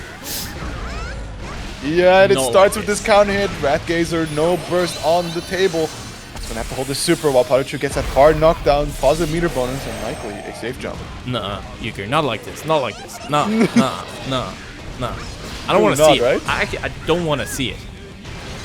Do not do I will it, commentate please. it in that case. Finds a low. No. RC for the extension. Is not gonna die here. Has one more shot, right? Both players close to burst, but it's likely not gonna see it. 2D challenge, but the just block puts PataChu in range for the punish. Look at the resources on PataChu's side there. Just gotta hit one more time. Just gotta hit the gritty, and just like that, far slash connects, and PataChu makes the comeback over Wrathgazer, taking it 3-2. But fret not, Ice. You know, this is winner's side, so Wrathgazer still got one more shot.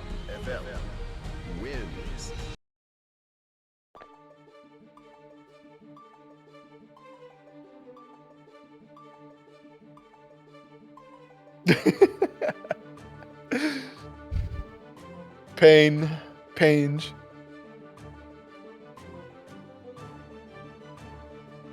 It's a bad day to be Danish. I mean, not really. You know, PataChu, the old head, right? So the fact that he managed to break it down to a 3-2 final round, right? Character swap on top of it. PataChu giving Wrathgazer his congratulations and compliments. Yep. Also, So, thank you, Scatter, for the raid, and welcome everybody. Make sure to, welcome. yeah, good stuff again tonight, Scatter. You know, another player that has improved quite a bit. I say too often probably, still, but you know, credit where credit is due. Definitely has improved. Yeah, hope you enjoyed the tournament run today. And yeah, we got some solid matches awaiting. We got another team kill waiting for you guys. It's gonna be ecalebrum Andros. But that's And also, everybody that joined in, we still have 27 codes left to be claimed. So definitely head on over and do that. We got 165 people watching, so the math really don't math. This isn't like our Xrd streams where there's just barely 50. So I don't know. Lock in. Again, I can't believe, by the way, so chat, let me show you the bracket. Cool. And I didn't see it. You know, surely I didn't see this, right? It wasn't me. It would never be me. I could never do something like this. It's so mean. Look at this. Andros against Cuenca, team kill. Eto ecalebrum, team kill into the team kill again. Damn, he good. Yeah, I'm too good. This thing legit is something I would look for if I seeded, like, I don't have time to do that now, but if I was seeding like an offline tournament, I would look for like maybe spread the team kills out a bit. But I hate to see it. It's stoned like this. Put it there. There you go. You know what it is? It's all that like excess smoke from the guy, you know, smoking his funny cigarettes outside whenever I have to host drive. Clearly, that's it. The funny green cigarettes wrapped in brown paper. What could it be? Don't do drugs, kids. Unless it's prescribed. So we're gonna have Andros here. We are ecalebrum. It's our first winner semifinal. It's our first match of top 8 tonight. Yeah, so this one's going to be quite the lock-in here for Andros, right? Because ecalebrum on the Asuka means that, you know, it has a lot of that screen control. But Potemkin does have some good buttons to be able to challenge some of these cubes, but, you know, not all of Asuka's spells aren't challengeable by a button press. Of course, once he gets in, he has to hope, right? Like, the Asuka is not too clean with those backdashes or has the DP spell ready to go. But, you know, it's going to be on Andros to make it happen. The Asuka character gets to start off nice and comfortable, you know, reclining, bust out a cold bev, chuck some spells with one hand, book in the other.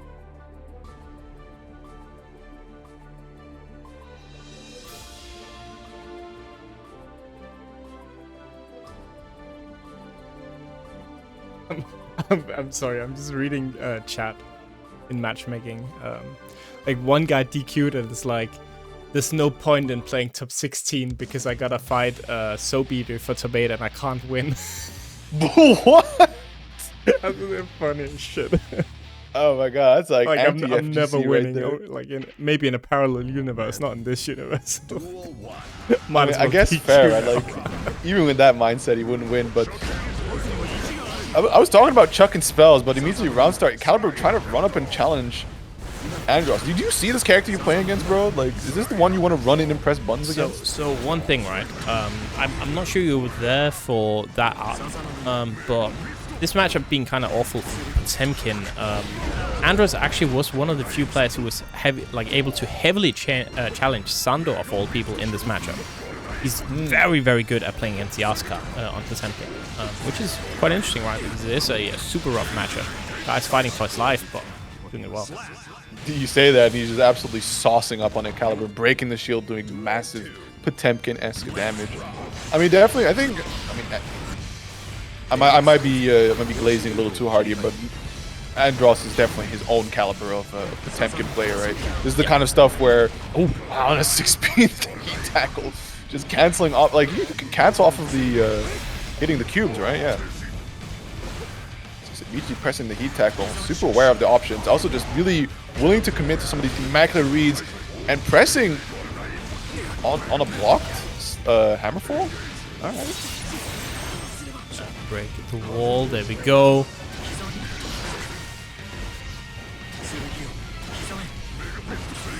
And he's nice and patient. Has a life lead, and just like that, sets it up. You know, that JP at the end, nice and low hit stun means that the grab will not whiff. And Andros cleanly takes the first game. Yep. Very, very clean. Andros.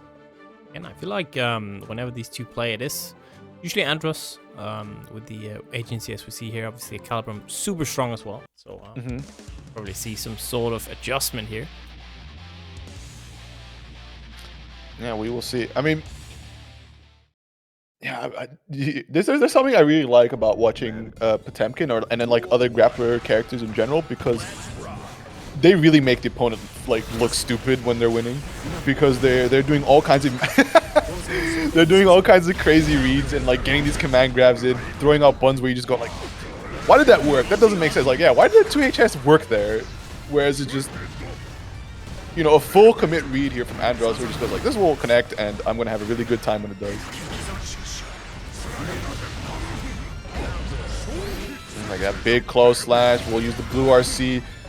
Unfortunately, I don't know, could have maybe routed that a little longer. I'm not the Potemkin expert here. Just like that.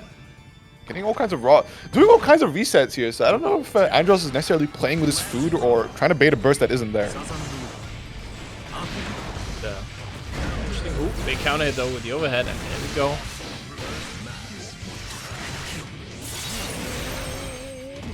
Yeah, half health already gone here, so maybe we're gonna see some of that ecalebrum. A little too apprehensive on pressing the spells. Yeah, just seeing it all go away to that JP. Does find the overhead, but it's not gonna lead to a whole lot. Sweeper does connect. Trying to back it up a little bit here, and and the JP or the 5P is really the key to the matchup here. Counter. Ruda, there we go. That's gonna be so much damage again. We still got a bit of mana on the side of ecalebrum, but not too much, and needs to find some space to recharge. Yeah, it needs to recharge fast. Look, has spell slots ready to go, but just no mana to use it. Does find the throw. Should be able to charge himself up a bit more mana here. It's going to be sending out these cubes right in his face. Andros willing to block it out. Good reactions on the overhead. Walking forward menacingly. Such terror. Does find the jab. Will RC to confirm it and baits the burst out on top of it. ecalebrum showing signs of life.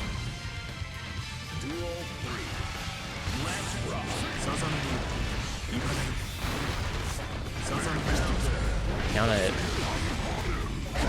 And another big counter hit. Back into Kai. Just a couple more hits. Yeah, extending it, and just like that. Yeah. This look at the massive no mana. He does on Please. I need reset. Please push wave. Able to find the recall. Charges up the mana. Buys new items in the shop. Yeah. ecalebrum. Going back to lane with momentum. Never mind, you got ganked by the jungle. Hold that. You know, you come back into lane right away, you just get charged by that Alistar and it's over. It's not fair. Why is there jungle perma here?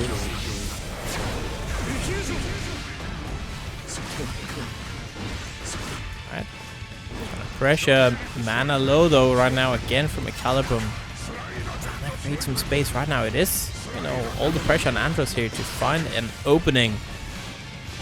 Yeah, sacrificing the last bit of health, and oops, chip damaged. You had that meter, a bit of that tension to FD. Unfortunately, ecalebrum kind of putting themselves in kill shot range. Yeah.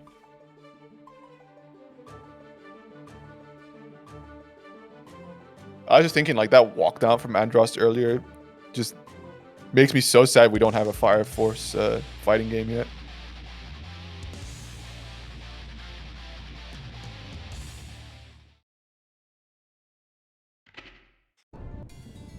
Duel 1. But here we go, game 3, Andros absolutely on a tear. You know, doing it a little differently from what we've seen before. We don't need no more game 5s just like that. Pop Buster is good, so he's sliding up. ecalebrum does have the DP available, but isn't going to use it yet. Just does the run-up throw, shows who is the real grappler in this matchup.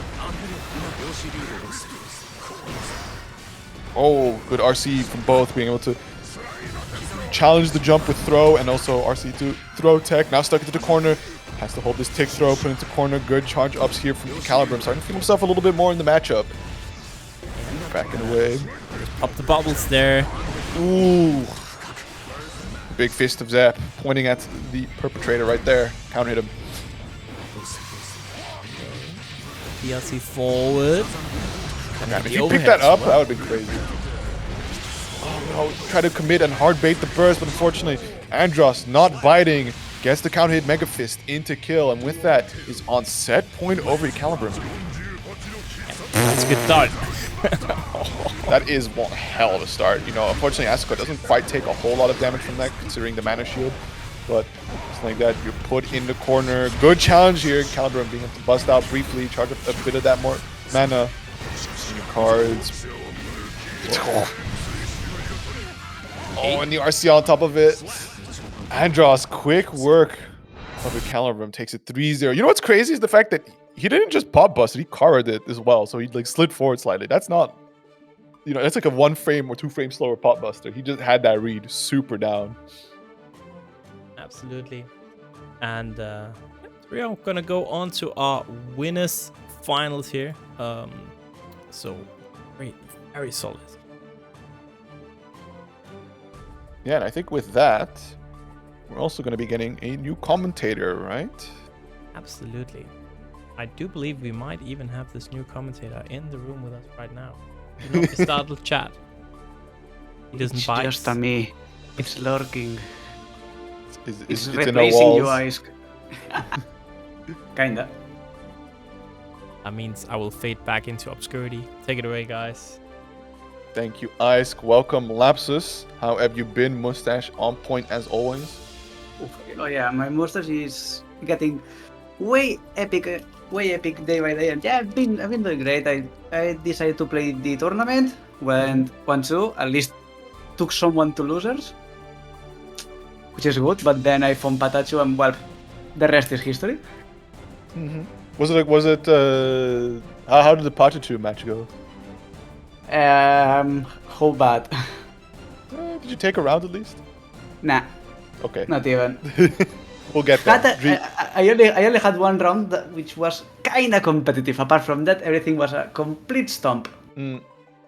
Well, all you need is starting with the first round win. And speaking of PataChu, Yeah. we gotta commentate PataChu versus sstegy. Yeah. But I forget who does sstegy play again? Can do you have It to should know? be on. If my memory is correct, Steggy. God damn it! Why my memory is I so see bad? I see Millia profile. I see Millia profile picture. Yeah, no, it's Millia. Don't ask me why my memory from time to time is shit. But Depends on the you know weather. what? Yeah, but you know what's not shit? Claiming those Macherino codes. Hey, I had to find a way to do it, because I don't know why we still have like 20-something codes left. My theory is people have the stream muted. Such a shame! Exclamation point Macherino in GCS 123. So please go there, click claim code. It's for the betterment of everybody, especially the players, because remember, if we get enough money, more players can get paid and more players can get their kebab. Absolutely. Win-win for everyone. We want those kebabs. You know, free money, just as that Omning says. You know, absolutely free Onyx, money. But right now, PataChu versus sstegy. Mankind knew that So that's going to be the Shin versus Millia. We're going to see can PataChu control the space? Nope, both players are running straight into each other, and sstegy getting the first hit. Yeah, I'm getting the first knockdown. Now it's gonna be. As Steggy is doing, fishing for knockdowns, but PataChu with that TP. Yeah, immediately switching the tempo, double throw, showing who the real grappler is. A 3, do it again. Oh, come on, do it again. Everybody knows third time is the charm where you just switch it up. Yeah, I mean, you have to defend at the time, but now, oof, good force on the burst and stay low on life, but we have laser disc. And we're gonna play a game. Which side is Stay going to come? I guess no side, and we're just gonna break the wall here and claim the first round. sstegy. Pretty rough comeback there, but still made it through nonetheless. PataChu was sitting on a full stick of butter, so that would have been painful to deal with if he found it out. 6P does connect. sstegy finds out from the corner. Yeah, we just on those multiple jumps, and now, PataChu, gets the first one and got the counter hit. sstegy still not letting him rest. Yeah, very volatile so far. Both players swinging at each other, getting these hits, but it's sstegy now that has PataChu trapped in the corner. Good RC. Okay. And now sstegy gets out of there, gets the overhead. We're gonna see the full combo. Yes, not enough to go for the super. Now we have, but the defense on sstegy completely on point, Gaer. Yeah, and also challenging, baking the out here. PataChu does, had burst on deck, but got it. Oh no, there was sstegy that had burst on deck, but got challenge him once more, stuck in the corner, and the burst comes back just as he wall splats. sstegy taking the first game. I mean, sstegy went completely bananas at the end, finding that one hit, full comboing into the wall, getting the winger, and poof, we are set for such a series right now. We are so back, but yeah, I think, like you said, right, super impressive. Stengi's defense against PataChu, blocking those overheads just as he keeps pushing you to the corner, closer and closer, right, committing those resources. And just like that, one bad game on Shin, we'll see PataChu swap to the Elfeld, wanting to get a piece of that, aerial mix-ups, record chains, and the good sword. Yeah, or at least more importantly, knowing the fact that Shin is kind of more linear when you get the opponent into the corner. You have an overhead, which is kinda easy to find at the end. Kinda, point to point. Kinda, yeah. And the DP, and you're trading that for way better pressure in the form of the Rekas and no DP. So it's a gamble of more offense, baby. Absolutely, but here we go. sstegy again finding the more consistent hits, being able to extend, but unfortunately a little too far away to continue the combo. PataChu the opening to start his own game plan. Find the low, but instantly burst from sstegy. Yes. Okay, couple trades. Oh, another one for sstegy. And PataChu already locked onto the corner. sstegy having that half bar of butter. Good defense on PataChu's side. Still full stick of butter from PataChu, so we might see some YOLO actually coming out sooner than later, right? Don't want to sit on all that meter, but we see the RC, yes, extending, wall splat, and that should be the super. Easy. Yeah. It is gonna kill. Sometimes I don't know with these RC scalings. I agree, but when you see that the opponent is that low alive, usually the wall is enough. Yeah, if not, it's trolling. Yeah, I mean, also the opponent is Millia, so that thing just explodes when you breathe on it funny. More than simple. And now we're seeing PataChu. Why he chose to go for the Elfeld? Those mix-up potentials. Already Half-Life out of sstegy and forcing that burst. PataChu full bar of meter, full bar of burst, everything on his hand.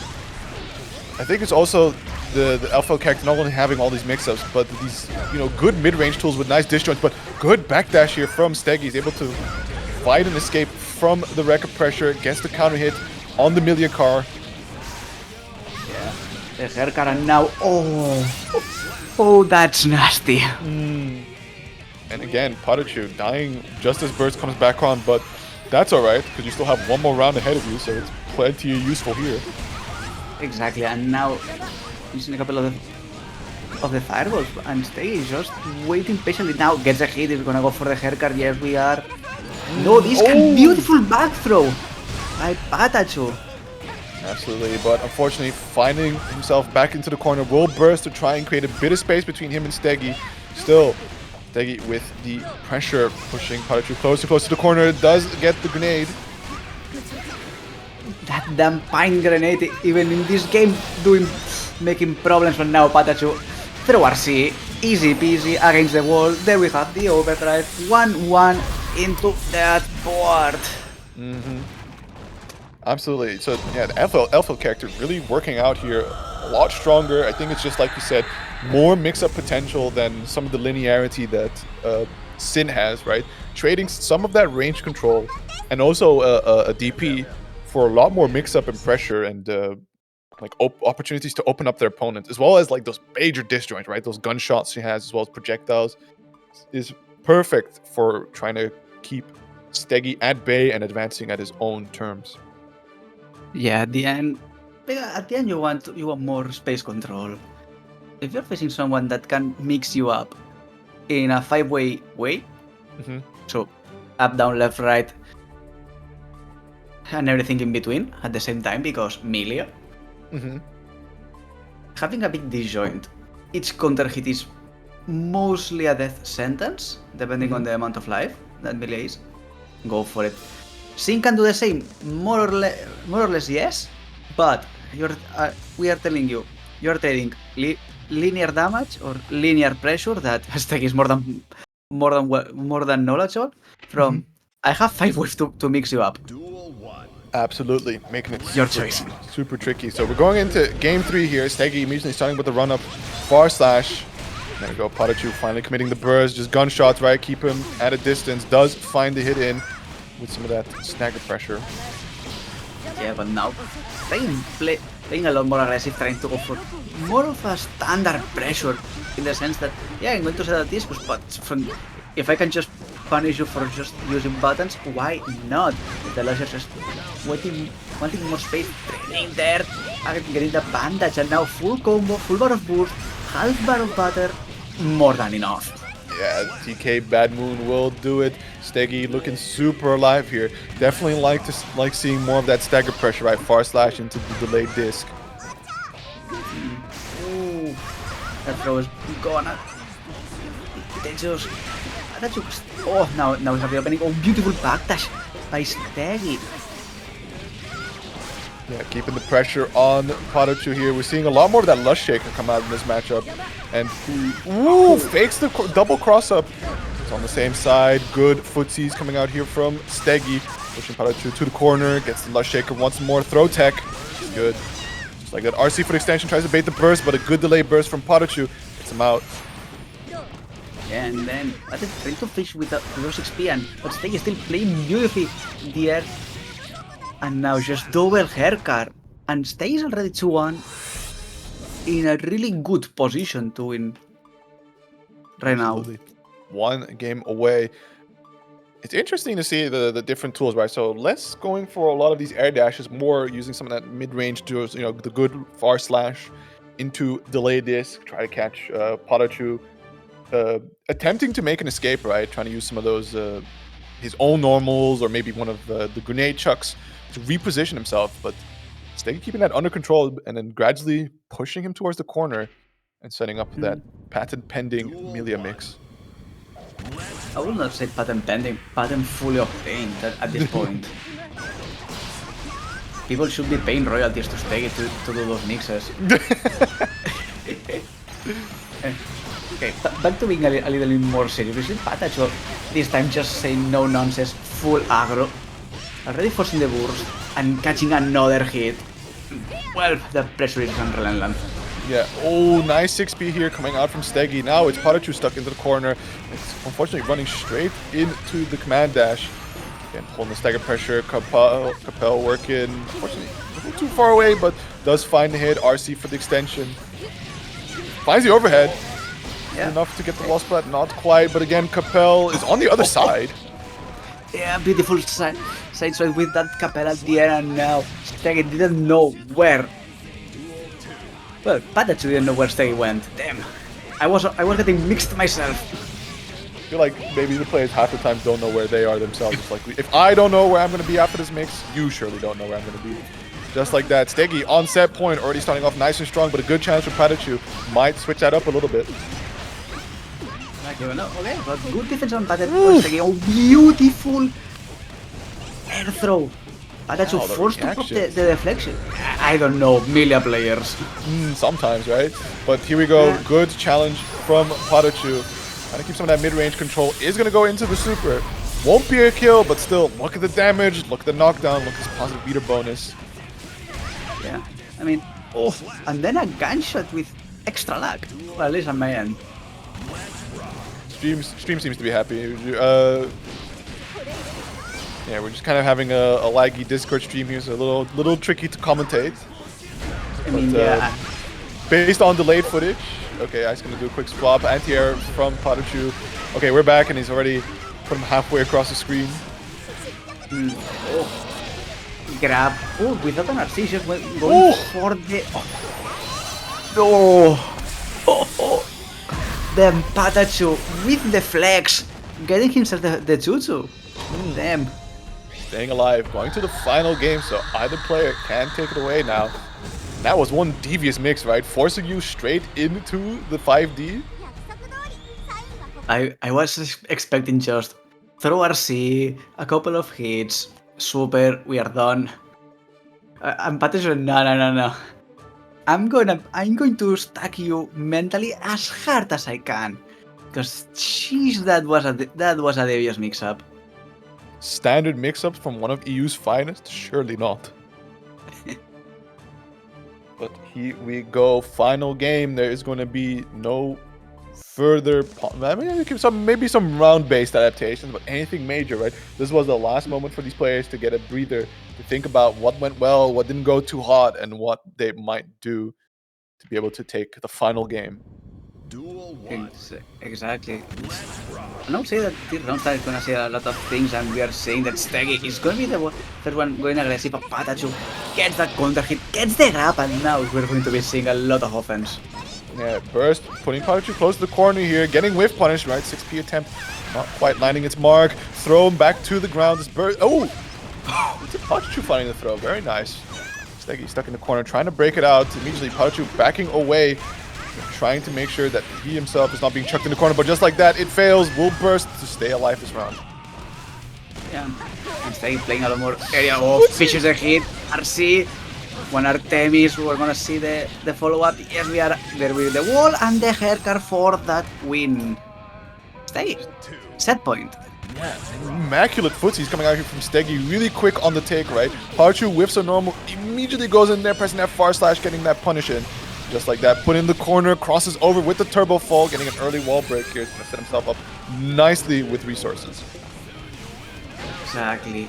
It was a half and half for sstegy. PataChu now full bars of burst, but is this gonna be enough? At least to survive, yes! To win the game, not conclusive yet. Yellow out of sstegy.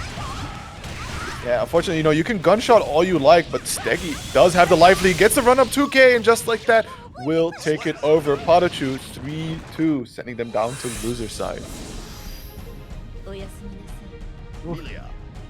I think what was interesting from sstegy was that like each game, something different shined for him to be able to overcome PataChu, right? Like first game was just pretty standard, both players doing their defaults. Second game, you start seeing a lot more, or like second win from sstegy, you start seeing a lot more stagger pressure. And in this final one, you were seeing like immaculate footsies, right? Dashing back and forth, spacing it out a little bit, freaking out PataChu, who was throwing out a lot of normals, right? Maybe hoping that sstegy just falls into it. And nope, instead just waited patiently, saw the move whiff, immediately closed the distance, pressed the button, and got that corner conversion. Yeah, I mean, I agree. It was very much escalated on what to do. Okay, first game, normal, change to Elfeld and adapt to the changes. Then, okay, I need to go more patiently, I need to put more pressure, and don't let PataChu play. Perfect. PataChu says, nah, I am going to go in another direction, and that is not going to work. Okay, time to punish yourself for just breathing. And we have seen this game, and also it was even more dominant than probably the third game, the second sstegy win. Yes. We're also seeing here from confirmation from PataChu that apparently sstegy, one of the few to actually know how to deal with Elfeld RPS, might be one of those byproducts of the character being kind of bad that nobody really played it, so it wasn't really all that important to pay too much attention to it. But now, the recent buffs and also PataChu a lot more comfortable on the character, playing it in these brackets, you gotta know. And also, I guess we're doing a petition here to get sstegy better seedings at UFA. Kind of did a little dirty underseeded, according to Ice. I don't know. For UFA, I think I don't know. Which city is sstegy? If we see that? I'm not sure myself, but I've seen a lot of people looking to dispute their seedings, which, you know, the team at UFA is only so many people with so much knowledge of everybody and how they should place against each other. But of course, there's that other half of the coin where, sorry, the other side of the coin, where people are they're kind of laughing at people trying to request seed changes, like, oh, these delusional players, they do not trust us TOs, something like that. But 25th seeding gameplay, to be honest. 25th seeding out of 200 people? Yeah, I mean, it's unless not, Ice really believes in sstegy, placing that top 8 or something, who knows? But, you know, enjoy the TO having your back. Yeah, I agree on that. Probably higher cities can be on the card, but the problem is that everybody is going to UFA. It's difficult. I am. Well, I hope you enjoy UFA. But first, we gotta enjoy Donut versus Shinky. So this is one of those matchups where whoever gets that pressure going first, the other one's just gonna kind of hate it a lot. Not having really any conventional, especially Zato, right? Not even having a metered reversal. Only has the YRC and the burst to be able to get out. At least Goldlewis has his, 360 super. Oh. 360 no scope. Send 2 drones because this is America. God damn it. Yeah. Your stream die or is it? Yeah, mine is buffering like hell. Now we have full pixel screen like it's 1982. But now it's going to get a little bit better and stream died again. The Ice close it out. So we're coming back to Shinky on the back foot. Hope you all enjoyed that. Quality seemed to be immaculate on stream, so that's what matters. Now working on that comeback, right, against the sword super, get that Eddie back. Going towards the corner. I mean, it can be done, but the problem is that still, wait, the Amorphous is like, yeah, the wall is more than enough damage, but it can get tricky.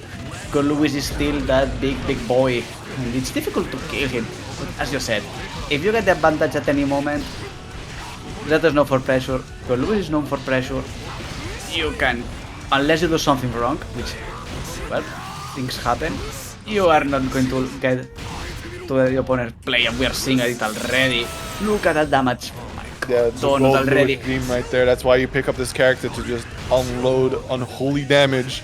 And with that, Donut will be tying up the round. One hit and now, he get one hit out. The machine gun is no good, but Donut still getting a couple good hits, forcing those blocks. But now Shinky gets the hit. Gonna go for against the wall. Yes, we're gonna get the Sunboy. Refresh Eddie. Press F5, get more bar. Yeah, finds the quick low here. Very tricky one to see. Again, sword super. Eddie back on deck. Hard knockdown. Donut kind of gonna have to hold this pressure here. He's drifting towards the corner. Finds the hit. Is enough. Sword super. No, but still has the Eddie back on deck. Keep the momentum going, and tap dust is good. Shinky taking the first game. Interesting that Shinky did not use a yellow at any point. A yellow RC? Yeah. Probably, I mean, you have that one hand of the factor of like, okay, this sucks, I'm under pressure, I want out, let's YRC. Or you lock in, you believe you know how to deal with the pressure, find the out, right? And then you have 50 meter over to get that RC, full corner conversion, and then run your own, hell pressure. Yeah, I agree that always does a lot more better if he has the RC to inform the pressure, but at the point that you are almost pixel health, just use it. Try to fish for one hit, because if you get the hit, you get way more out of nothing. Oh, big swing. He's going to put Shinky nice and close to the corner here. Donut, look at all this chip damage. Yeah, finally, the yellow RC is coming out. I think we might have reminded him this is a tool. Yep, maybe. Seems like it. But now, Shinky forcing the burst on all the gang shots, killing Eddie, and now Donut just unleashing Good 6 feet to get out of there, but this is not looking good for Shinky. Yeah, tries to push him close towards the corner, does find the hit, but again, Eddie's taking their sweet time to come back alive. YRC from Donut will wrestle the pressure away before Eddie can come online and takes the first round of game 2. Ooh, and Donut still getting a really good round start. Another 2K to the onto the Typhoon side switch this time. Shinky's gonna block. The flex shield, not as good. Because we have bar, another full swing. Is this gonna be a perfect? And it is. Yeah, getting that Alien X to help out Donut. Tying up the set 1-1 here, not giving Shinky any chance to get started. None, zero. This was a no game at some point. But Yeah, I think it's funny, the term resource trade here, where it's like, oh yeah, you get security level, right? The minigun fires for longer, you blow clean through Eddie, and then you just trade that resource. Like, Goldlewis doesn't really need that security level as much as Zato needs that Eddie meter. So like, yeah, you trade the resource, but Zato's just like, man, really? exactly. Goldlewis is 80% character without security bar. I'll say 80 because the drone is really good. Zato is a third. Zato without Eddie is less than half a character. Because Yeah, he does a lot, but still, you really need the Eddie to run this pressure. And like, look at it. When you do have Eddie, it feels like this pressure from Shinky is endless. Unfortunately, a little too far away for the JD to connect, or the 5D to connect. Still not giving Donut the out yet. Eddie take a sweet time to come back. Good stagger pressure. Again, Eddie finally online, but Drift RC. 5D will connect Shinky, taking the first round of game 3. Good done, but spend more than half bar of bar. And the full bar there is the boost, just the quick get out of my face button. And now the pressure, the a contact hit and killing Eddie, that's way more important. And now side switch, another big hit, another side switch confirmed. And 1, 2, 3, as easy as what it is. Yeah, I mean, I think it's one of those rounds where you just go like, alright, Goldlewis round, move on. Yeah. And just like that, 2P, Eddie is gone, and whip throw tech attempt will force Shinky to burst here. Eddie is back on the table. Ooh.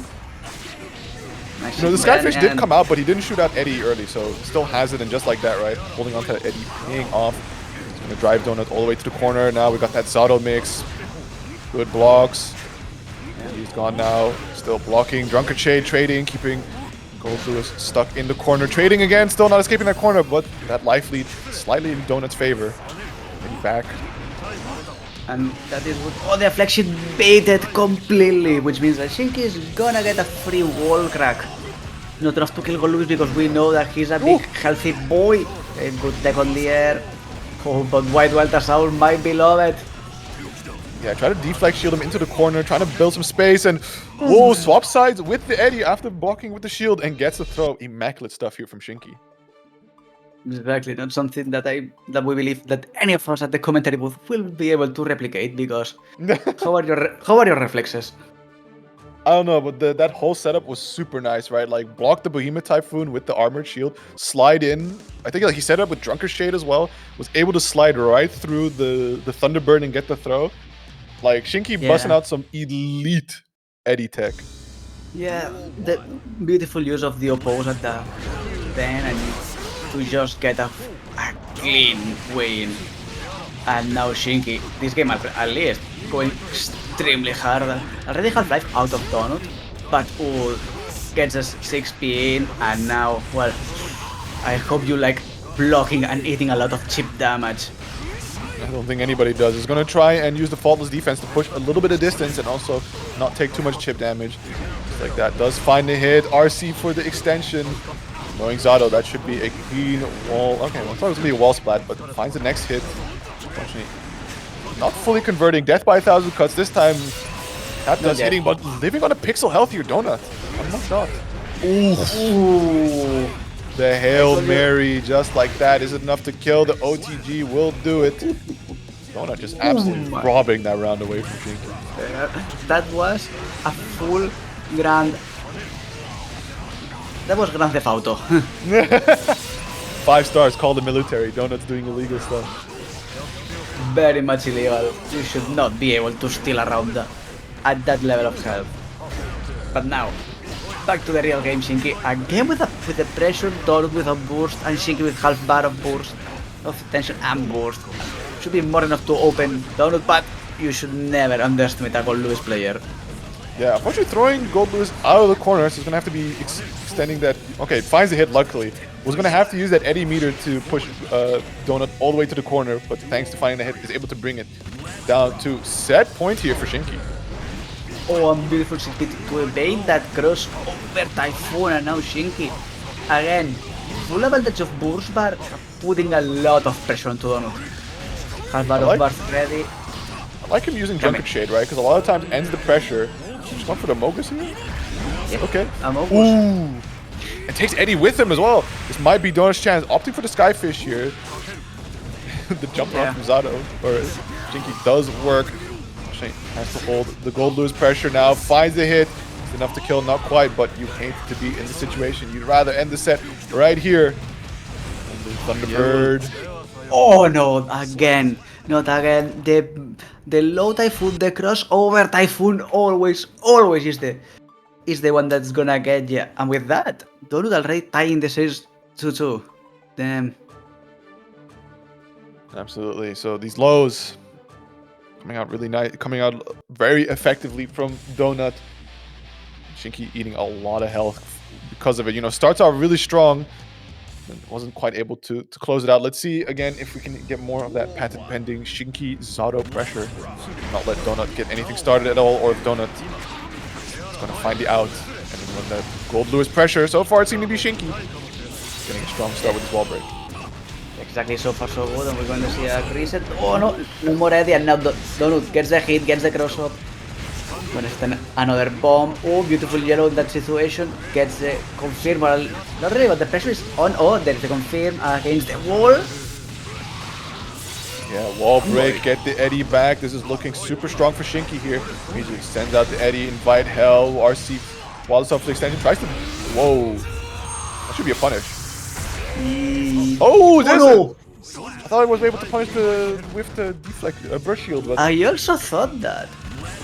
But at the end, you're still blocking, so there's a limit on how much you can punish. yeah, wow, what is a sandwich combo coming up from Shinky? Just put him in the corner or something. What is this? This, sir, is a sandwich. It's the full deli sandwich, right? Got all the extra meats and condiments in there. Shinky absolutely busting out the combo video stuff. Yeah, jump over the Skyfish, but RC from Donut will keep it safe. Finds the low, Thunderbird set up. Great trade, but favoring Donut, and just another hit, and with this, Jacker, we are going to another double situation. Final game, final round. It is any player's bet, and so far Donut starting off super solid, getting that 2 Behemoth Typhoons, keeping the pressure. But the brave press from Shinky, that could have gone absolutely wrong if that was a Behemoth Typhoon that cleared that. Oh no, once again, the low crossover Typhoon. Shinky has boost, but no, it's blocked by Donut with another Typhoon. Donut 3-2 Shinky unboxed himself a meeting with PataChu. Congratulations. Yeah, that was a little rough there from Shinky, right? Very used to controlling the puppet character, but not used to dealing with puppet situations of their own, right? Sending up the Thunderbird and kind of just didn't have to do anything. Let the Thunderbird start the pressure for you. And Shinky believing that Donut would try something and have the Thunderbird cover for it, preemptively bursted straight into it, it being blocked. But nonetheless, great performance for both players, especially Shinky with some of that stylish combos. But unfortunately, we're going to have to bid him farewell as Donut moves on. Yeah, sadly, it is the last of the Zatos, at least for today. Because, well, no more Zatos alive, sadly. But which means that we're going to be switching to AgguBaggu versus Soap Eater on the other half of the lower bracket. Yeah, finally getting an AgguBaggu game. It's been a good minute. AgguBaggu initially on the Slayer, but now going to be hanging on the Johnny. But at least Soap Eater still true to the Slayer character. So while we wait on Soap Eater to pull up, I'd like to inquire everybody to head on over to the match arena. We still got 19 codes to claim. We are getting towards the end of this bracket. I think, what are we, on our top 6 already? Something like that. Deep in our top 6, or like, yeah, getting close to our top 6 run. Yeah, this is still pure top 8. The next match is gonna be the top 6. Yeah, so we still got codes. 19 codes left to claim. So hit that exclamation mark, Matcherino, hop on over with that link, sign up with your Twitch account. Especially if I've seen you typing in Twitch chat and haven't claimed the code. Do I see a Soap Eater here? I don't think so, actually. Yeah. No, there's a lot of names that I am recognizing on the stream that are not on the Matcherino claim code list. Absolutely Shame. illegal stuff. And here we go. I seeded UFA Soap Eater versus AgguBaggu. Duel 1. Okay, we're going to be seeing both the Bane of Xrd versus the Bane of Strife right now. With that Slayer gameplay that is... How should I describe it? It's something, but also Johnny is currently the Bane of Strife. A lot of people have words about this character, especially given the recent changes to him, coming from probably one of the worst characters to, back to Johnny tier, up right in the top. Yeah, I mean, the thing is that Johnny should always be kind good, therefore it's always the Johnny tier. The problem is that Slayer is completely overtuned. You should not be able to do this kind of bullshit. I don't know about bullshit, it's more just that damage, and AgguBaggu making super good use of it, right? Hard knockdown, big numbers on the board already, slowly but surely pushing Soap Eater towards the corner, but Soap finding the opening now, challenges the dandy step attempt, but now the AgguBaggu bursting, wants to end it right here, from stuck in the corner, tap dust does connect, 2-piece, it's that Mappa. Ooh, 6. I mean, my problem, more important, is the fact that they still gave Slayer Gatlings. Yeah, Point and simple. It's more so like... Why? It's like... It's not Gatlings, it's like, why can he cancel off 2HS and 2D? No, that's my point. That's a Gatling. No, he special cancels. He couldn't special cancel in Xrd off those. Like, at all. You just press those buttons and that's it. Yeah, but that's because he's not recovering fast enough. Here, you can. Those are special cancelable. It doesn't matter. The fact is that they messed up. Slayer gaps. Yeah, they kind of Slayer gaps. I mean, it's a, slight mess up here, but we will see. Because my humble opinion, I think this Johnny character can keep the Slayer at bay, right? It's that, of course, when you get put in a situation where AgguBaggu is right in your face, swanging with these big normals, plus frames, dandy step mix-ups. It gets really rough for Johnny to be able to deal with that situation. But when Johnny is actually in control of the pressure of the mid-screen, we'll likely see a different story. But right now, AgguBaggu not, letting that come to pass. Doesn't want to see any demonstration at his own expense. Will be taking the first round of game 2. Yeah, and that was dominant. Those close last loops at the end, just sending it. But now, okay. So trying to be a little cheeky, playing the distance, playing with his final, but AgguBaggu saying, nah, you are not having a game this time. 2S, Firebunker again, CS, because for some reason it OTG another Firebunker against the wall, and we're gonna break it with the Mappa. So, Blue RC in, but the 2D is good, unfortunately. Didn't quite route that properly, but yeah, just all kinds of delays and RCs and big old close slash. Will net AgguBaggu game 2. Damn. Yeah, I mean, gap indeed. Gap. Is the Gap clothing brand still around? I think yes. Either way, just give me an edit of Slayer wearing some Gap. Ooh. I mean, it's not dandy enough, but if someone can do the mod to make it dandy, Slayer gappening the Gap.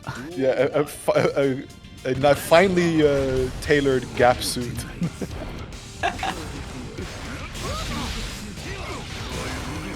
Trying to run some of that pressure, but instantly the burst from AgguBaggu as Soap Eater trapped in the corner does find the challenge out. Will be committing some of that burst to get the wall assault.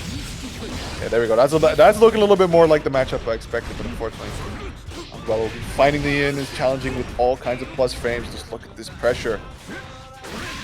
Okay. Deal. So, that's not enough. Okay, finds a hit, another one, but still back to blocking. Fire bunker is blocked, but can be easily made safe. Oh no, this is where hell starts. AgguBaggu full pressure against Soap. Just walking menacing is more than enough for Soap to spend that precious tension gauge. I think it was really smart. Soap just committing to trying to FD, push block AgguBaggu away, and eventually did find the opening that he was looking for, right? Wild Assault not being close enough to connect. Just like that, running a stagger pressure of their own, putting them in the corner. Look at that, TK misfiring with the super will get the hard knockdown.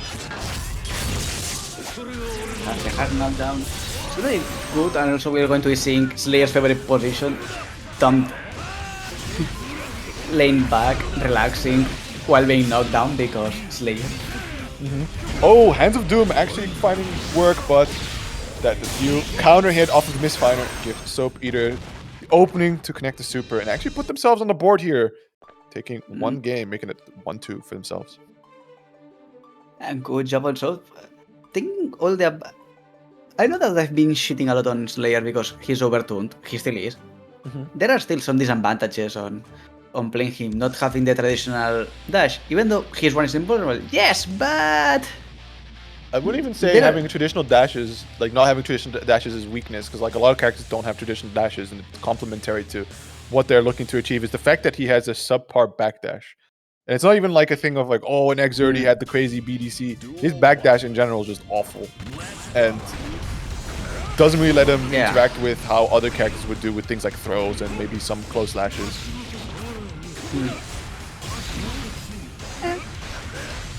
True, and now, so good pressure finds the opening. We're going to follow for a full misfire round. Yes, we are, and another counter hit. And this time, Soap just saying, yeah. Oh, now you're just gonna have to hold that Slayer pressure. It is time. You have a full stick of butter. Ooh, throw. Yeah, good reaction on the purple RC, and now just easy.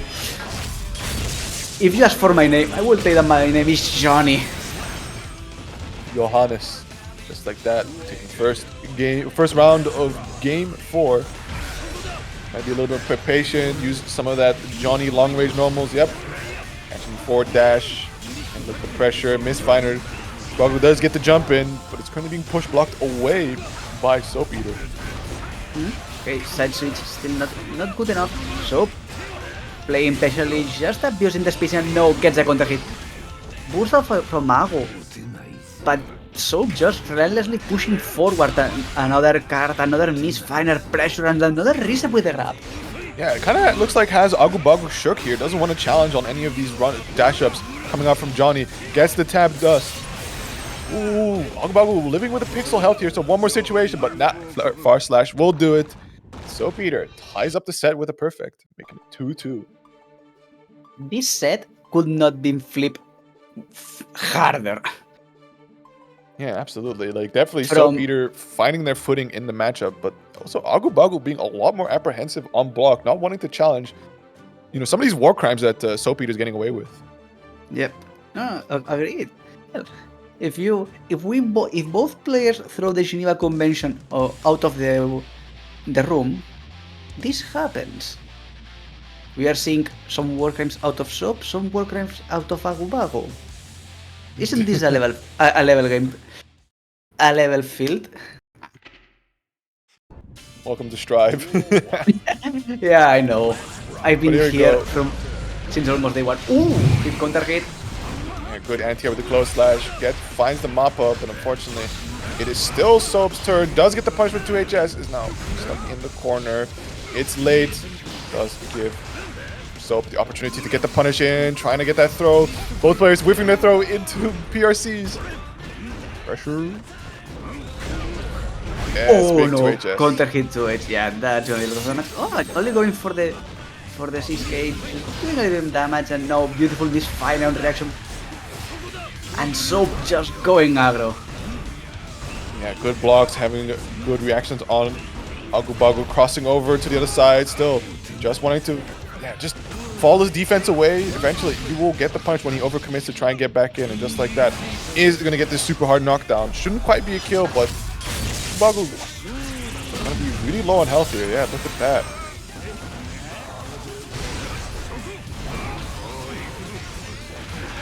Oh, double side switch into the blood-sucking universe, counter him with the 6P. I could not take advantage, and Soap is going to get the back throw incident. Yeah, a little unfortunate there, because that universe counter was exactly what he was looking for. Gets the back throw though, AgguBaggu. And it started, deflect shield does connect, giving Soap the opportunity to set up a quick card. And Senga, nice frame traps. And again, asking for the name, because we haven't seen his name enough. We all know his name, don't we? No, I think Johnny just forgot how to spell after J. Yeah. Maybe too much pirating, not enough school for him. Absolutely, but still, AgguBaggu is going to burst to try and get a gap in, and wow, the super call out here from Soap Eater, that should do it. Soap takes it 3-2 over AgguBaggu, making an absolute reverse sweep on him. But the absolute is not enough on this position, because goddamn, this flipped harder than a pancake. What? I didn't know what to relate that, so pancake it is. A good flip. But yeah, But yeah, unfortunately, couldn't gap on the Slayer this time, and with that, we're gonna have to bid AgguBaggu farewell, as this was the loser side in their last game of this evening. Soap will be moving on to face off against ecalebrum. So that's gonna be interesting. Up It first. is, but before we have two things to say. Claim codes. Okay. We have PataChu and Donut. Okay. Those are indeed two things. I mean, it's true. It's true. Mankind knew that I didn't know society. how to kind of show. I don't know. Then vocabulary from time to time gets completely out of the way. But You're trying your best, so I appreciate that. I bet Chad appreciates it too. Pulling up here, speaking a second language. Trying to bring it behind. Oh, third. Yeah. Okay. Don't need to flex on that on everybody that hard. I mean, it happens. It happens, you just gotta flex on them style. You can't win the bracket, flex their language skills. But here we go. Both players starting off clean trade. Donut bursting a little early, doesn't want to let PataChu get it started. Nice backdash on the close slash, but it's gonna be a nice aggressive burst coming out for PataChu, trying to keep Donut in the court. Wow! Little jump kick. Just one hit immediately going for the Titan Barrel. This is something that PataChu loves to do. Just everybody, just get that damn hard knockdown. It's gonna be easier back. So with that, And also, I think the PataChu. wall splat was going to come up pretty quick. He got a lot of wall bounces with those JKs. But just a raw Bohemian Typhoon's going to get Donut started here. White Water Salt is blocked, but a little too far away from the punish. A good jump over the 6P, and Thunderbird is out. It is. Good pressure out of the loop, but more importantly, beautiful defense of PataChu. And there's a limit on how much you can defend against this assault. God, Risk on top of it as well. He's just swanging with that Bohemian Typhoon. And Donut ties up the rounds. Okay, yeah. Not the cloud there. Oh, and then PataChu within that DP. That's gonna be paid dearly in blood in about, don't know, next hit. We'll get there, but oh yes, I like that. 5P, make a whiff, but a good backdash here. Donut opens it up, a nice whiff punish from PataChu straight into the tire and barrel. Get that sweet spot wall break. Exactly, perfectly getting that knockdown, which means that PataChu can loop offense again and again. And this is not gonna be survived by Donut. Or probably yes, because I don't know, he's a big chunky boy. One more final explosion will do it, and that wall break is gonna get PataChu the first game.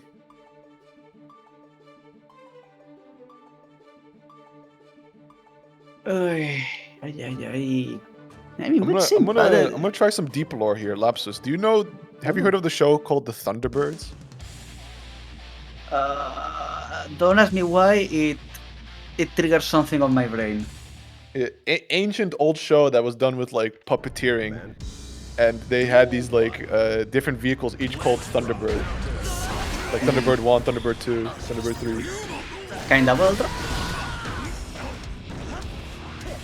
Started funny when they all the move Thunderbird. Anyways, Donuts, both players, early burst gone. Tries to 6P to get that upper body invuln, but PataChu, nice and patient, gets the whip punish. Yeah. Oh, but there's no much that you can whip punish that JD out of Donut, and now the pressure. PataChu looking more like than any damage, but no, the counter hit of PataChu is gonna go against the wall, and there we have it. This time going for the right, the aligning. Lesson 2.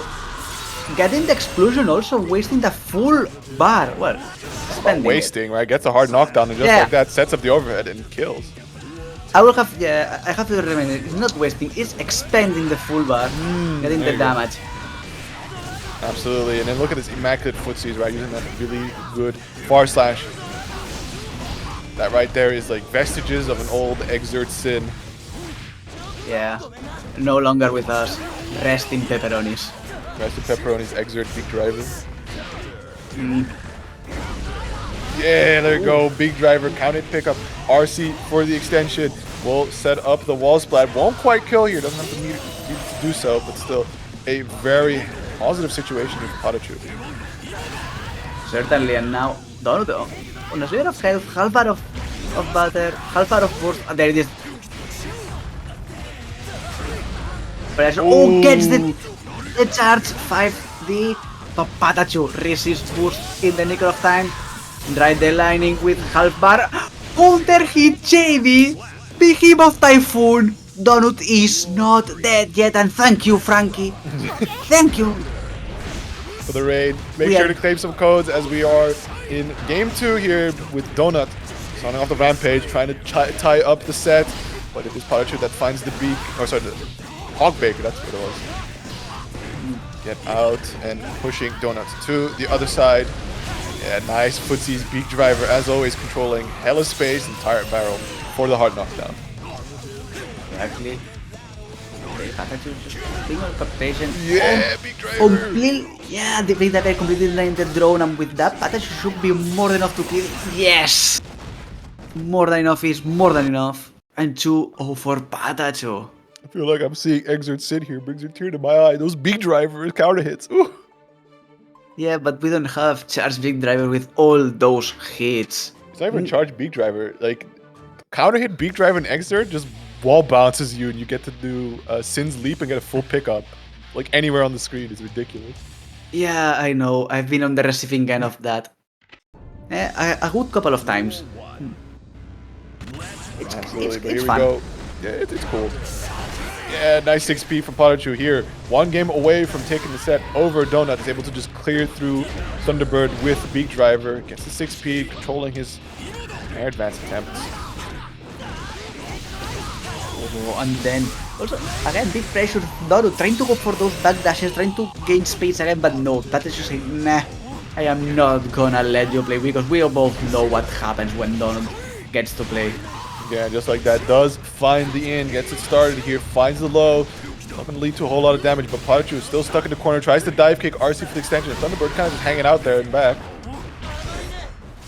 Also for the extension, yes, nice bait on the throw, sets up that situation before, right? 5P to make a whiff on crouchers, and normally would try to go for a throw, but instead air back dashes. That PataChu set point to put himself a position to lose semis, if I am not mistaken. Yes, on point to lose semis, and PataChu going hard for it. Donut using that more than probable last burst, at least from this game.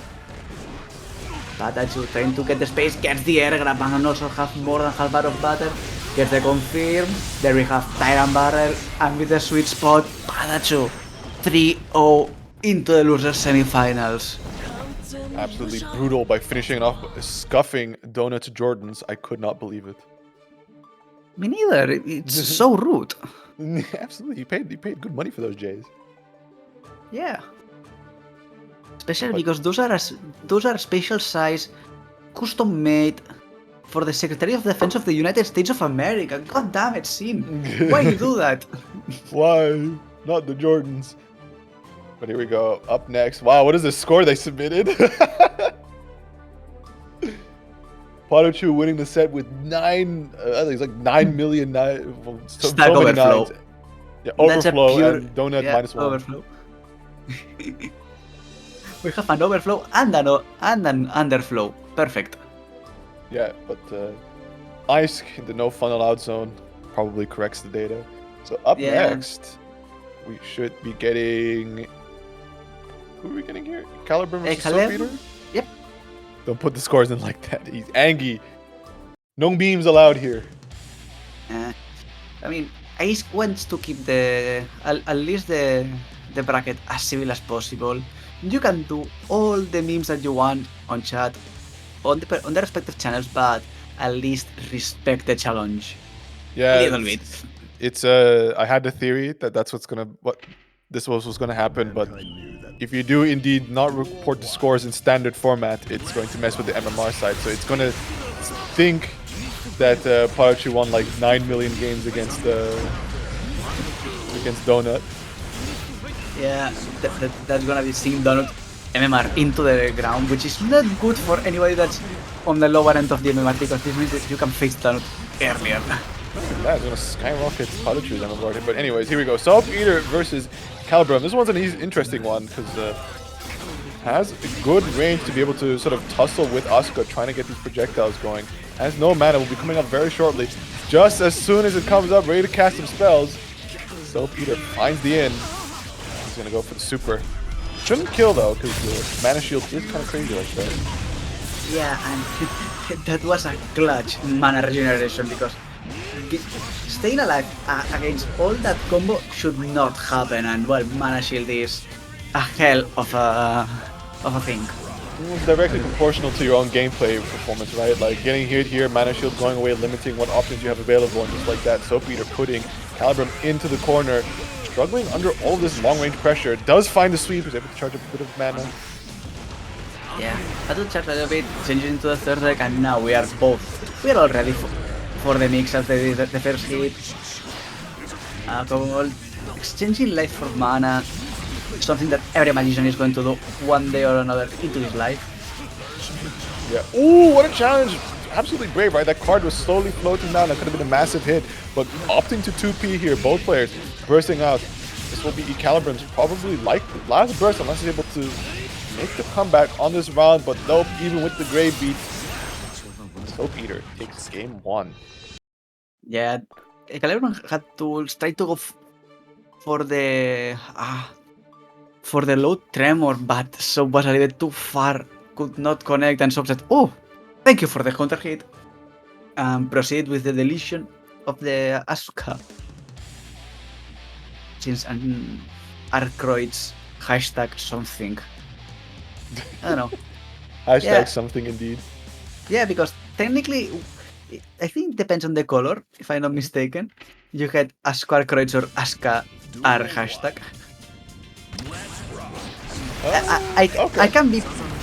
I can be doing a big 3-pointer out of the everything face to the swimming pool, but Who knows? it can be. Yeah. Doppel fruits. But anyway, somebody will correct us, probably the deep lore understander, but super trades is still, I was about to say ecalebrum had the nice pressure going, but Soapbeater finds it out. Ecalebrum will try to wire YC to get back a semblance of the pressure they were running earlier. Does find the hit, and with that super, should be enough to close out the round. Absolutely. Ecalebrum taking round 1 of game 2. Yeah, the super, the ultra cube, more than enough, and now Soap getting a bit counter hit, already putting ecalebrum against the wall, not letting him play as much another big counter hit, follow with his finers, and ecalebrum stuck on there. Yeah. Ooh, good timing on that jump, right? Misfiner can't cover all approaches, so you're able to cleanly jump over it. Narrowly avoiding another Misfiner attempt. Still, Soap finds the in, getting that pressure going. Esenga, RC for the extension, sets up the card and connects, just like that. Just goes for a knockdown instead. Another low. Another low indeed, ecalebrum. There's a limit on how many lows you can block in a row, and Soap just saying, okay, I'm gonna take that advantage, and immediately going for the my name is Jay. Oni. J for Jeffrey. Here we go, getting out that throw, putting Soapy in the corner. Good blocks on the overhead. While the Salt to keep the pressure going, and Senga's stagger pressure does work, but fortunately, drops the combo. Whoa, RC involved.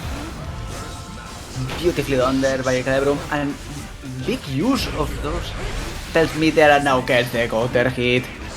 Had like some kind of route plan, but it didn't quite connect still. Finding the next hit, and with that, ecalebrum tying up the set here. Ese tío fue un poco calvo. Si me preguntas a los pecicos perdidos. Ay. Bold jokes on chat. If you know, you know. I don't know. I don't know. But here we go. Game 3. Why is Andros calling people bald? Real. It happens. What happens? You get called bald by the premier Spanish Potemkin player. What can you do? I mean, yeah, people should learn more Latin languages. Your choice on which one, because at the end, you will understand a little bit. I know Portuguese and I didn't understand shit. You should be able to understand something. Not the last couple sentences. Either way, ecalebrum, I may not understand the language, but I understand this pressure that he's doling out. Unfortunately, Soap Eater does find the hits. They trade, trying to build a little bit of that gap to overhead this slow book. Overhead not being reacted to. Oh, like you. The cube misses. Soap still alive, tries to go for the big kick, gets the grab at least, sets up the card, backdash is not enough, ecalebrum, it's not enough, and Seng against the wall, and now we are going to be asking the people, which is his name? Jonathan. Fondi. His name is Fondi. Jonathan is Fondi. And I hope you still know where this Fondi joke comes from. I forgot. My memory serves me correctly, it was from a drama CD on Japanese that they did something. And Oh yeah, they just gave him a random last name, but here we go, the next, but I think with the Mana Shield there is still a chance for ecalebrum to stay alive in this game. Gets 6 speed, luckily enough able to block, but just a quick TK misfinder will find the overhead, and with that, Soap takes the lead in the set once more, bringing it 2-1. Exactly, at the end, seems like the family power is getting there. All the Fondis on the chat, raising the hands, sending power to Mr. Johannes. I'm sorry. Damn. Hello, can we go? I'm pretty sure all the so-called Fondis giving the power should be giving it to ecalebrum, right? Duel 1. Yeah. Oh, the raw 6k, and just like that, ecalebrum doesn't want to hold that. Instantly bursting. Both players throw Tekken, trying to build up some of that space. Good 6 even in the cube. ecalebrum playing a good distance, getting good use of the spells already, but so only now getting hit a couple of times. ecalebrum trying his hardest. That's gonna be a punish. No good defense out of Soap. Whoa, tries to charge with 2P, but a little too far away, and unfortunately ecalebrum not being able to get the whiff punish, gonna have to eat this combo. And this finer, card super, and that should be a wall break. Yeah, and more importantly, the last hit broke the mana shield, which means that the wall break was full damage, and then immediate RC after the grab, and the life disappeared out of ecalebrum. Absolutely, I mean, it's like not even regular damage, it's just that Uber making Chip look actually kind of normal health-wise type damage. Yeah, I mean, it's what happens when you deal with a mage that has no mana, no defense. Okay, no more mana for ecalebrum, which means, remember, no defense for him. Ooh, good jump out on the throw. Yep. Soap Eater not too happy, instantly trying to burst, keep in the corner. Nice jump over the misfinder, gets that JP, the boy hand. Gonna be converting him towards the corner. Full stick of butter on the side of ecalebrum. We'll use 50 to keep it going, but actually eating the raw reversal super. So, Yeah. Soap should not be able to get away with so many supers. Should not happen.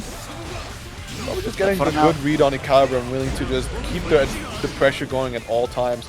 But ecalebrum down to the final situation here. Soap with the card deal and with the jump slash, yep, will close it out 3-1 over ecalebrum.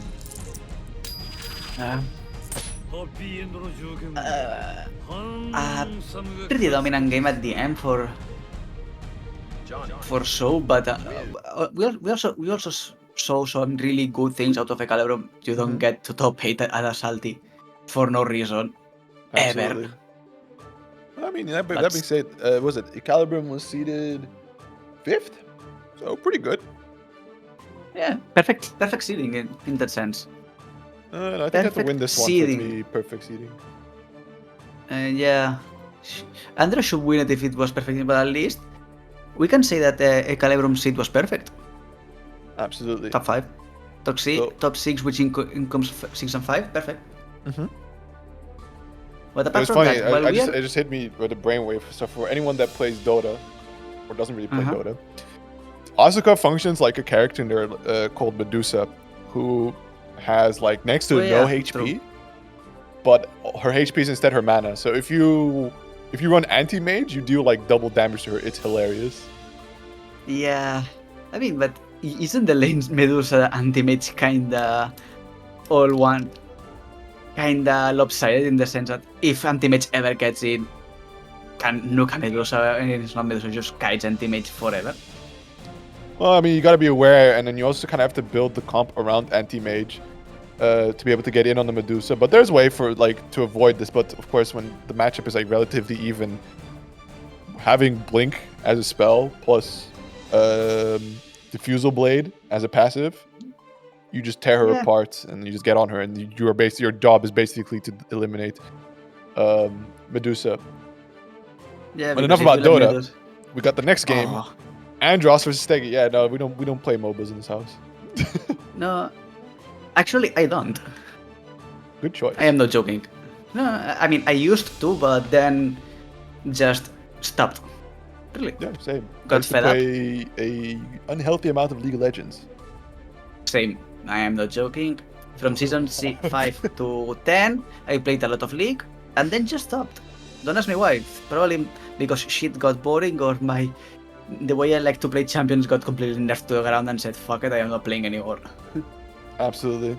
I think the funniest thing to come out is like the fact that 2xKyo comes out, they're like, okay, 2v2 fighter, and then kind of everyone predicted it. It's like, oh, it's gonna be, you can play like two players on one team, which is that perfect kind of cope they need to give to League of Legends players so they can blame anybody but themselves for losing. And perfectly. And while we are waiting for the game to load, we also like to thank Blink for getting in with that raid, and welcome everybody. You are arriving perfectly for the winner finals of tonight's tournament, Andros versus sstegy. Absolutely. So also while you're here, make sure to claim the code. We are down to our last 11, so feel honored to contribute to this nice prize pool we've actually managed to amass here. Exactly. That's almost $60. Not bad for a strike tournament. Not bad. Absolutely. So yeah, Andros match hype indeed. Burst coming out here from sstegy. Interesting situation with the heat tackle here. Nice delay RC. That's also something that's really strong out of Andros. Those delay RCs to kind of psych you out, catch you trying to press a button, punishing unsafe moves, and then he comes and claps you with a big old close slam. Exactly. But now it's gonna be sstegy, the one that goes full damage. We're going to get the wall break. Yes, we are, but just with the haircut. No, not enough neither for neither the laser disc nor the winger. But oh my god, RC extension, he's gonna steal it sstegy is dead. Sstegy is dead. Uh-oh. Robbery hours, Sstegy is Andros takes the first round. Yeah, because if you get hit by Andros with a Potemkin Buster and Andros still have more than half bar, you are dead. Absolutely. Now Andros exercising a little bit of patience, gets the Mega Back Fist, tries to get out with the Wild Assault, but the burst from sstegy keeps him in the corner, gets the throw. Nice block so far, another throw, showing who the real grappler is in this matchup. And Goldlewis using the laser disc this time. Let's see how sstegy is going to use that. What a block on the TK Capel there. But still, down to a low health situation. That being said, we've seen Andros recover from this, and nope, not this time though. And not worth it, not worth it. Would be too much of a hero burst. And then stay with a full bar of butter, it's not worth it. But on the next round, full bar of burst against only half, you can gamble on that. Yeah, you gotta gamble. Trying to get those Mega Back Fists, and there we go. Finds one. Wide Wild Assault hit. Set up the Garuda. Nice plus frames, and wow. Look at the advancing pressure here. The Pop Buster damage. Ridiculous. And oh, I thought that was gonna keep going. Oh, you're a foul, Andros. What is that? That is a big Andros running up menacingly and just saying, I am gonna grab you. You know it. We both know it. Everybody knows it. And sstegy says, yeah, you're going to do it. Which way do you want? Air grab or ground grab? Air grab is gonna be. Damn. That is a power move. I need to look up this Fire Force character now, because Andros got that Charon, that's what it was. Charon, crazy ass character from the Fire Force anime, just kind of has this like fucking aura walk. He just walks at you slowly, super menacing, and Andros got all of that right. Just casually walking up to you, making you freak out, running all these simulations. What could he possibly do? Nope, it's just Pop Buster. Still more than enough. And now, beautiful defense out of Andros. Gets another counter hit, Giganter Kai. Full right, nope. sstegy gets out of there with a burst. Yeah, tried a hard read with the heat. Oh, the Kai is still there, but finally disappearing. Could have maybe set up a shenanigan. But sstegy finding the hit, finding the wall bounce, and finding the wall break, using super for the hard knockdown. Gets him on up 5Ks. Setting up the mix. Andros getting a little hasty here now. Yeah, a little bit too hasty. That was probably a Mega Fist that just got countered with the H-Disc. Still alive, half bar on each side, burst for Andros, goes for, yeah, gets the hell out of there. But a good, well-timed projectile from sstegy will take the first round of game 2. I mean, maybe like, you know, if that hit heavily Potemkin Buster was also like it's an escape, but if it's a good read, that was the round right there. Oh yeah, if that was a read, we'll be pogging out of our brains, but at least it's a very good escape. Yeah, good reaction here from Andros, blocking the crossover. Again, sstegy finding the in, nice stagger pressure, will be able to extend. Not quite enough to get the wall splat, but still Andros stuck in the corner, but the hammerfall, it's good, and the pop bust on top of it isn't enough to kill. Oh my god. That's Half-Life. Yeah, just put her on a squat rack, bro. Yeah. Well, no, that was 1/3 of a life, straight up dead from a robot buster. Ooh, Mega Back Fist, stealing turn. Look at these long normals. Slide head, goes block, flick. Stay away. Stay away. Stay away from me. Oh, there's like not enough armor there. Burst needed to be used. Trade, that's good for Potemkin, but now sstegy is just immediately bursting. Don't want to deal with that. Yeah, RC Beautiful to be able to punish the Mega Back Fist, but again, Andros not disincentivized from using Mega Back Fist. Is able to wild. He's able to get the hammerfall in, set up the pressure. Hammerfall driving sstegy towards the corner. RC, just look at that. Finds a tap dust. Is it enough to kill? It's a lot of damage. Oh, it's enough to kill. Wow. Yeah. Yeah, the classic Mega Fist into the 6K, into the 2S, into that hit knuckle, because for some reason this works. Amazing stuff here from Andros, but no, purely amazing, but I still don't know how that works. I mean, he knows. He's got these really good reads. It's not only reads, right? It's the timing on everything. The delays, the way he also delays those PRCs, just enough to sort of bait a response out of you. You feel like there's been enough of a pause that you should actually act. But there's the way he times those PRCs and immediately presses a button to call you out, making the wrong move. It just nets him so much damage and also pressure. Yeah.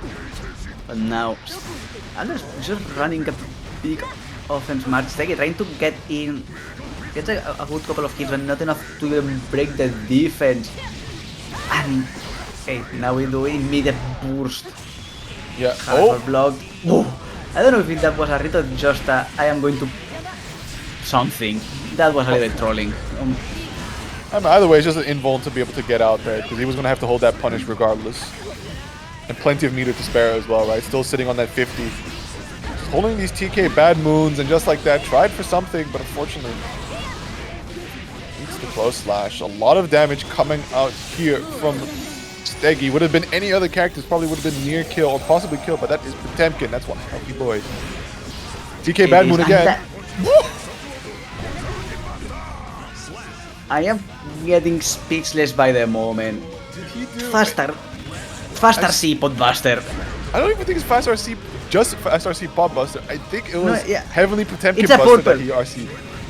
No, yeah, it's another one. It's something RC Buster. I don't know what was the first hit. Whatever it was enough to invuln straight through and get that busted. But sstegy, not deterred by how cool that was. He's trying to stay alive here. Andros on set point. Hey Bob Buster, PRC Buster. Okay. Yep. Yeah, just like infinite commands. Just vomiting on your inputs. Get that out. Oh. Yeah, doing the classic Katarina, just rolling on the keyboard. Nice stagger pressure. sstegy not deterred. Trying to use a little bit more. Oh, TK Capel again. Oh my god, the 6P. What a call out. 6 on the hit tackle, yeah. Too far for the pop buster. Does get a big slap, and that's gonna be the burst out from sstegy. Oh, that Andros tried to read something with a hit knuckle. Was not good. The booty is also evaded. Steggy without any resources. 6P. Hit knuckle. Not enough to kill, but it's gonna be a lot of damage. Let's see the Oki just a low at the end. Yeah, the wild assault to challenge any last attempt of options that sstegy might wanted to do. And Andros takes it 3-0, sending sstegy down to losers. And with that, Andros will be moving on to grand finals. And I do think, let me just take a look at the match arena here. We got 9 codes left. 9 codes. I think, if I'm not mistaken, Ice can correct me in chat, $60 is top 2 payout. I mean, $60 are a lot of dollars, eh? Yeah, but we'll have to see Ice correct me on that one. But either way, Andros definitely qualifying for that bag. We're going to be getting into the twilight of our bracket, right? So first up, we got PataChu versus Soap Eater. Winner of that will be facing off against sstegy. Winner of that against Andros. So if any of these players is who... What's these $60 or $60 to share? No, Jaeger looks like he's Potemkin flicking on his pick. Nice. Thanks. I never noticed that, but I mean, let's go, I guess. There we go. Soap Eater starting off the pressure. Oh, and another big counter hit immediately with another misfire. No setup, no card for Soap Eater, but doesn't matter. Gets the grab, gets the card. Oh, not even the DP is gonna save you right now. Yeah, this is looking super rough. No hard knockdown. PataChu immediately trying to challenge running up, but too many RC resources just lets Soap Eater easily control the neutral.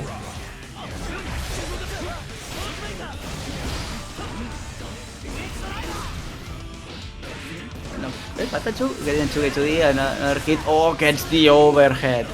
We don't know for a full damage. Not enough to go for any super, but still. Good one. Yep. Oh, nice overhead, but still no confirming the challenge out here. Soap Eater. He's a little bit on the back foot here, but still feeling nice and comfortable running that stagger pressure. YRC coming out from PataChu. Gets that overhead, not enough to be able to confirm with an RC, but still driving Soap Eater to the corner. What a challenge. Beautifully done. No cards on the ready, and that counter hit. Probably Soap don't want to spend the boost. Not needed at the end, but still. PataChu, make it good. Good tempo here, down to the last round of game 1 here. Nice close slash. Will catch Soap Eater trying to jump out. Immediately burst and running straight at his opponent. Low profile 2P challenge. None of these players really wants to hold each other's pressure. Just willing to swang. We are going for the big hits, the big moves, big damage. So both players. PataChu gets the DP. Yeah, the big DP. Ooh, this time. And this time misses a... That was a big streak of good hits on that super, and there is a moment where you are not going to hit. You know what you are still going for. L-Count connects, charge dust for the pickup, and it's enough. PataChu to take the first game.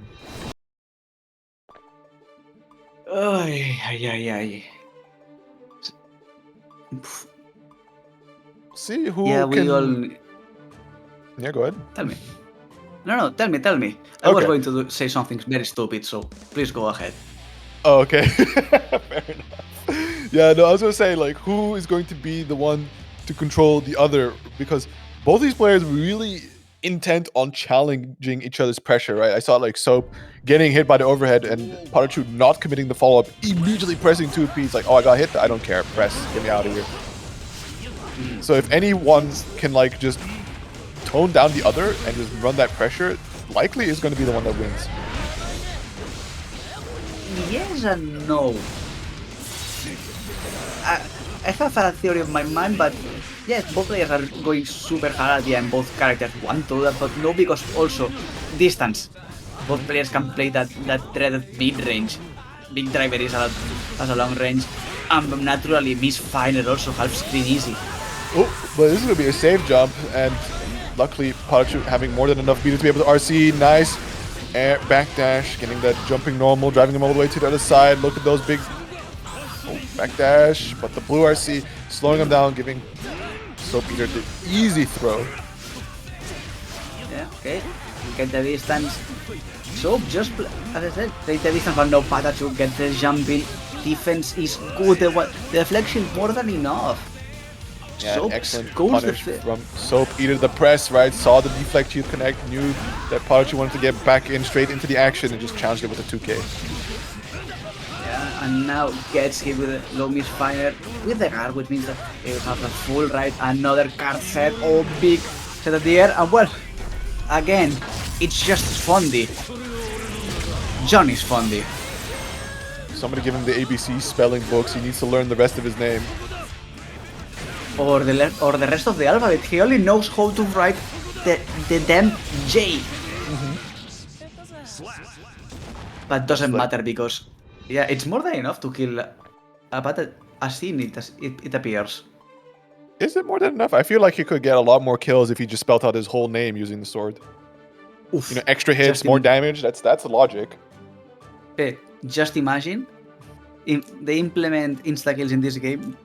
They make Johnny's insta-kill, he spelled the whole name one after the other. J-O-H, the N's, the Y. And with the last one, just a big explosion of cards, coins and everything. Yeah, and this Fondy on the end. What do you think? Kind of a missed opportunity. I think the closest thing we get to something like an instant kill is the last Horizon from Slayer. Duel 1. Anything from Slayer, to be fair. Yeah, fair. Yeah, I get it. They don't want the already explosive game to have even more like explosive round-ending tools. Wow, what a challenge from Soap Eater. Prompting PataChu to instantly burst, but still finds the next mid-range hit. Look at these both of these fellas throwing out their big, long normals at each other. Exactly. Well, now, okay. Soap, gets a counter hit, goes in, immediately going for a throwing card, getting that overdrive. Yeah, down to potentially the last hit. Good blocks out here from PataChu. Will YRC trying to get something going. Maybe get that comeback. Nice counter hit. Will start it off.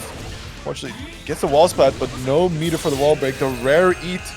One of PataChu's unique options, but unfortunately, the deal finds a hit, and the RC is enough for Soap Eater to confirm the round.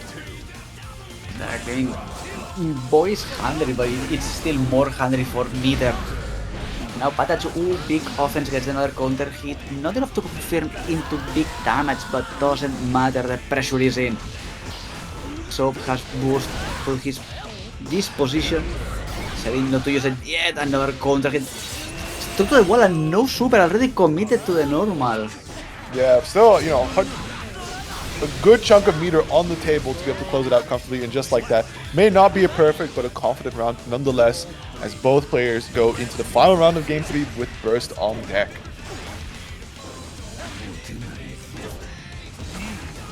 Oh, indeed. That's Yeah, I'm PataChu being sorry. the first one to burst out, playing that footsie range, and there we go, Soap Eater using their own burst, but it's PataChu that finds the hit. Nope, never mind, the Soap Eater that finds it. Both these players training these really long normals, but finally, I was gonna say, okay, there we go, throws him down. Let's get this corner pressure going.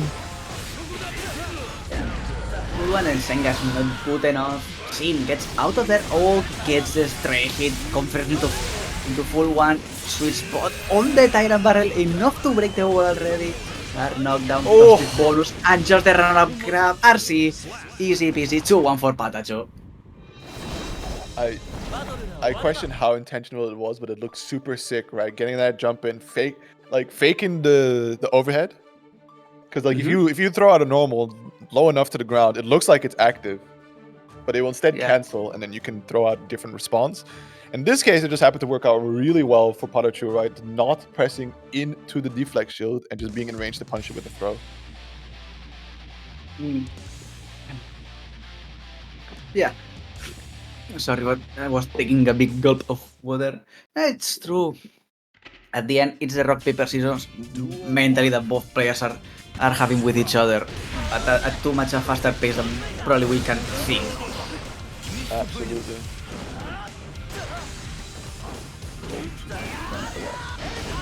That doesn't matter. Okay. Grab out of soap, setting the card. Good defense out of PataChu, but this is the second throw. Once again, another card. Oh, TK TK Final. With the super, we'll get this hard knockdown wall break. Good positive meter bonus, building up some of that resources back. But still, PataChu half meter with burst on deck. Opting to not use it just yet. Maybe wants to cover. Oh, nice DP goes through the super. Now, Soap Eater without resources does have 50 burst. Okay, fine, build up that 50 tension and Oh, yeah, easy punish. PataChu a little bit too much trigger happy with those DPs at the end. Pays dearly for it.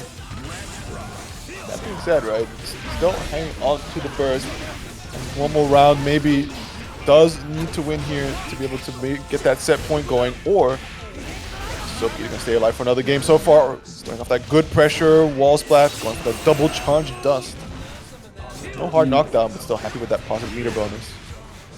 Yeah, still a good damage, and no. So gets the counter hit, full big damage. Another J invocation. Onyx, which one it is right now? Don't let me down, don't let me down. I let you down, sorry. He's letting me down. I was just looking He's at the letting me damage, it was down. crazy. Okay, it's Jesper right now.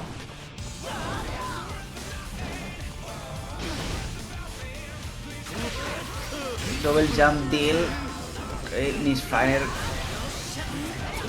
Oh, tricky stuff PataChu. coming out from PataChu. Look at the close slashes, look at the stagger pressure. Against that hit, but unfortunately trades, so not being able to pick up still. Soap Eater has burst on the table, tries to bait it out here with something. RC for the extension, hard bait, but yeah, Soap's gonna hang on to it. Has one more round on the table for himself, but PataChu now on set point over Soap Eater.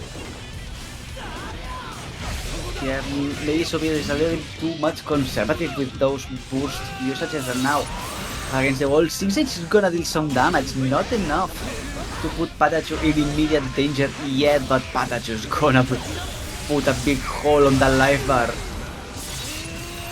Yeah, pretty good numbers here. Catching the no tech, being able to convert into the wall break, and baits out the super, but has 50 meters to cover. The safety doesn't get punished for whiffing the throw. Still burst on deck for Soap.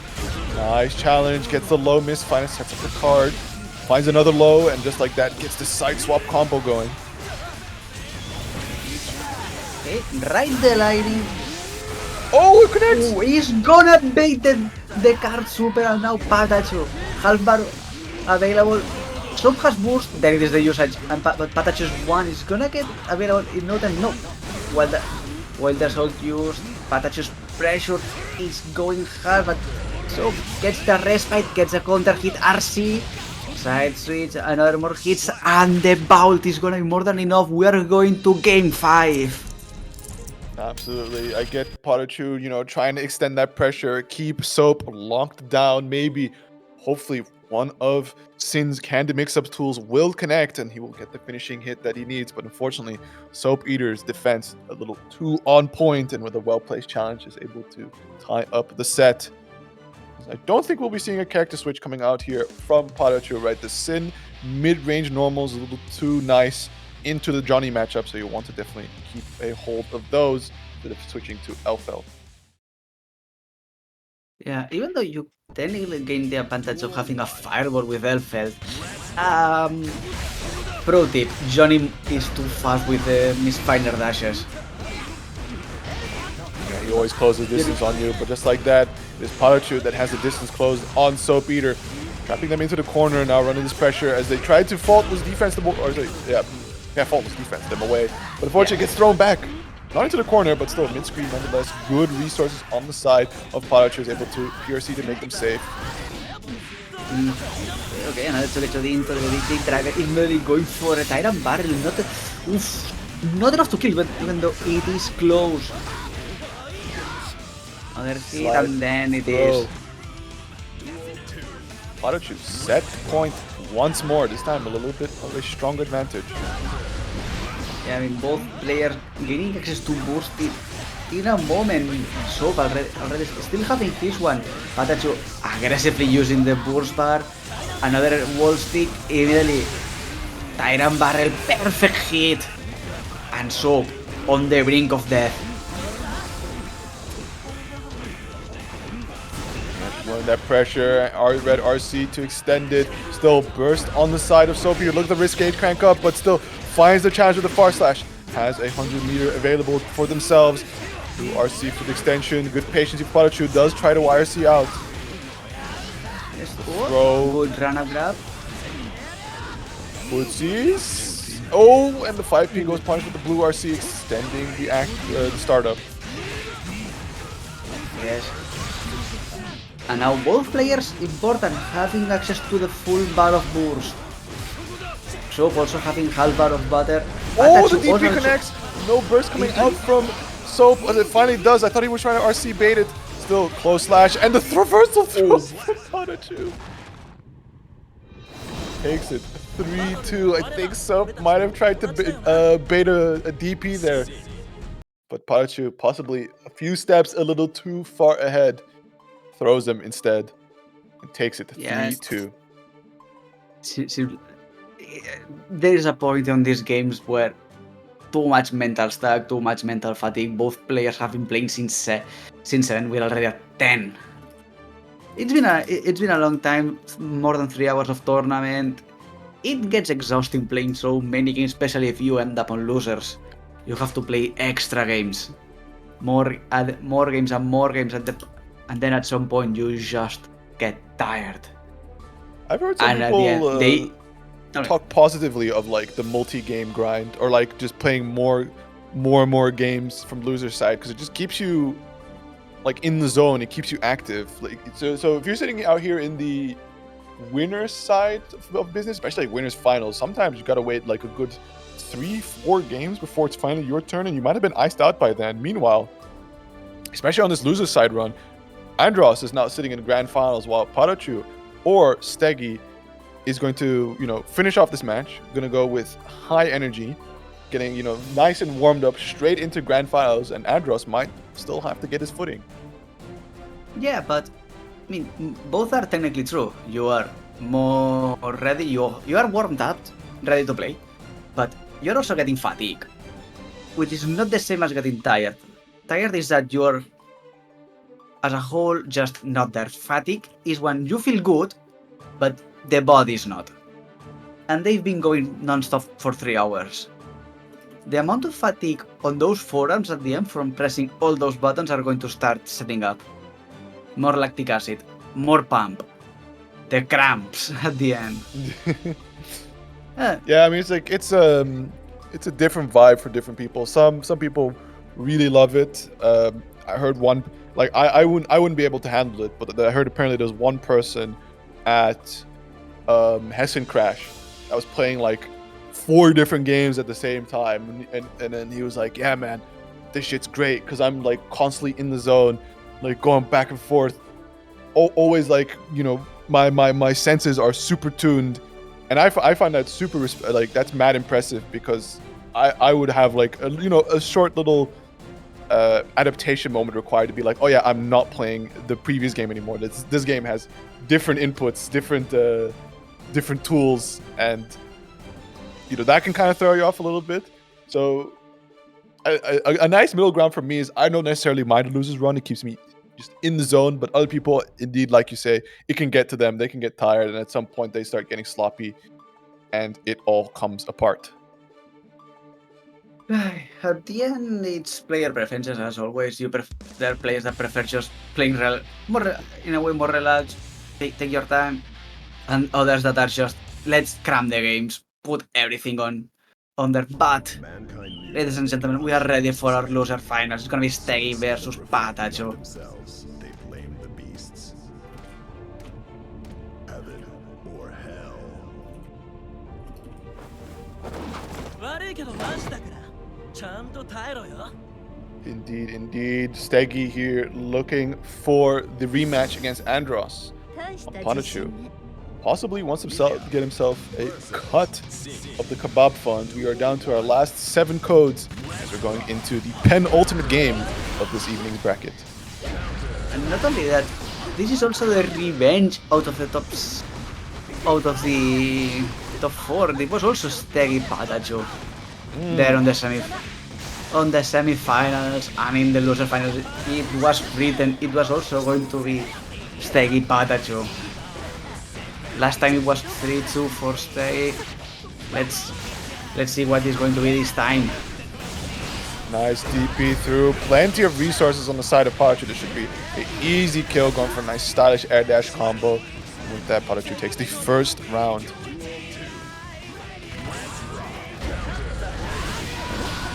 Round start, counter hit PataChu already putting sstegy on the corner, but this is easier said than done. Millia, high mobility.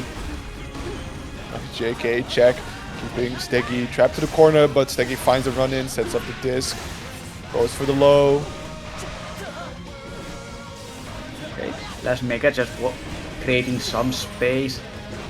Another jumping, this time gets the hit, not enough to go for a full combo. Counter hit for PataChu on the DP, and the full extension goes to we are going. Defense is strong for sstegy, who gets the counter hit and the setup. Yeah, just like that. Nice health advantage. Still no hard knockdown, but plenty happy with this positive meter bonus. Closely approaching that full stick of butter just like that, and we're going to be seeing some crazy pressure. But the 6P is found, and sstegy going for the aggressive burst, trying to keep PataChu locked down into the corner, but PataChu immediately finds the next hit, goes low. PataChu also bursting, wants to close it out this round, snipes him from the air with the close slash. Is it enough? Yes, it is. Yes. This PataChu first game seems like this playing so many games back to back is starting to work out for him. I mean, not that he's already played a lot of games this tournament, but like six in a row. Get yourself back on full working order. Not bad. Absolutely. Nice challenge attempt there from PataChu, but unfortunately far slash a little too far for stanky leg from Shin. Just like that. Early wall splat from sstegy, doing roughly about half of PataChu's damage. Oh my goodness, and just like that, throwing you back to the corner with a reset. Keeping that pressure going, a good chunk of meter on the side of sstegy. Not able to use that go up for the YRC, but just like that, DP'd back into the corner. Throw once more, and wow, that killed. Not getting any opportunity to use the burst, saving it for the next round. Ooh. Oh, and the baited burst on top of it. Gold burst though, so not getting full punish, but still finds the overhead, keeping sstegy locked down. 5P whiff, sstegy trying to find a way out, but PataChu repositioning, keeping them ever in the orientation of their back to the corner. Yeah, and then getting these Tyrant barrel, sorry about that. Cataposter drop down. Run up grab, classically done by PataChu 2-0 in a very smooth and fast way. Didn't we see PataChu switch to Elfelt earlier when playing against sstegy? Yes, he certainly did, but not right now. Already up 2-0, feeling it with Shin, because when we saw that change, it was first game losing it to EMEA. Probably not feeling it right now. The punches say, okay, just change it up, go for the Elfelt, some projectiles, some more upfront pressure. So maybe just the moment of, yeah, I am feeling it, or maybe not really, I am good, thank you very much. Might also be that that continuous loser side momentum, right? Just keep playing games, keep feeling in the zone. Just like that. It's PataChu constantly challenging sstegy to put him in the corner, but sstegy finding the outs, jumping over, and getting a nice confirm here with the wall break. Oh, and this is the second time that sstegy had this problem of just building the half bar on the last hit. Getting denied that hard knockdown. PataChu, arguably, I'd say, a hero burst here, believing they can make the comeback in this round. Starts off with a nice 6P and an aggressive burst from sstegy. This is already kind of a low, a small win for PataChu if he loses this round, but not looking the case. RC for the extension, doesn't quite get the wall spot to cash out. Yeah, but at the end, it's still worth it. Both players using both skills. Oh, gets the hit out, beating the Capel. PataChu still on it and gets the air grab, more importantly. Yeah, absolutely impressive there from PataChu. Yeah, and also, set point. Oh yeah, set point, casually. Yeah, that's the thing, casually set point. If PataChu wins, he books himself a ticket for the grand finals. Loser side against Andros, but sstegy still has a chance to deny him. Win these next two games, and we are back on another set. sstegy Now, looking kind of nice here, wanting to stay alive in this tournament, let alone this round. Needs to win this one and also quite several other wins to be able to make that comeback. Spending meter, finds the overhead, and just like that, alive for one more round. Still, PataChu on set point going into potentially the final round with burst available. Certainly. Oh, gets the counter hit with that another straight hit. But and checks the air route. PataChu, the madman, so aggressive, checking everything now, getting the Tyrant barrel. Not the perfect hit, but doesn't matter because he already been perfect so many times. One more is overkill. Yeah, it's overkill. Goes to the deflect shield and whoa, what a throw. But unfortunately not able to confirm still. sstegy, one chance at life here. Starts off low, gets the sweep, crosses over to the other side, pushes him towards the corner. Good jump up, but punishes the 6P. Both players taking the throw. Tries to run in, but the Capel pickup, keeping it tricky, trying to be as aggressive and high momentum as possible, not giving PataChu any opportunity to visualize what he's doing. Exactly. Now PataChu buys himself more space, and the stand deeper. Shin's version, I can't remember the name, and the follow-up, more than enough. 3-0 for PataChu. Yeah, absolutely. sstegy was doing it like making a really good attempt at the comeback. Does not want to create any distance between themselves and PataChu. And just like that, the moment it happened, yo, Lapsus, damn, what are you doing?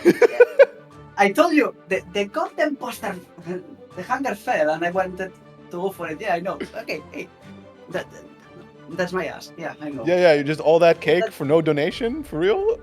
You gotta get your content mindset up, bro. I am not like that. Yeah. No, it's just that I wanted to open the goddamn door, but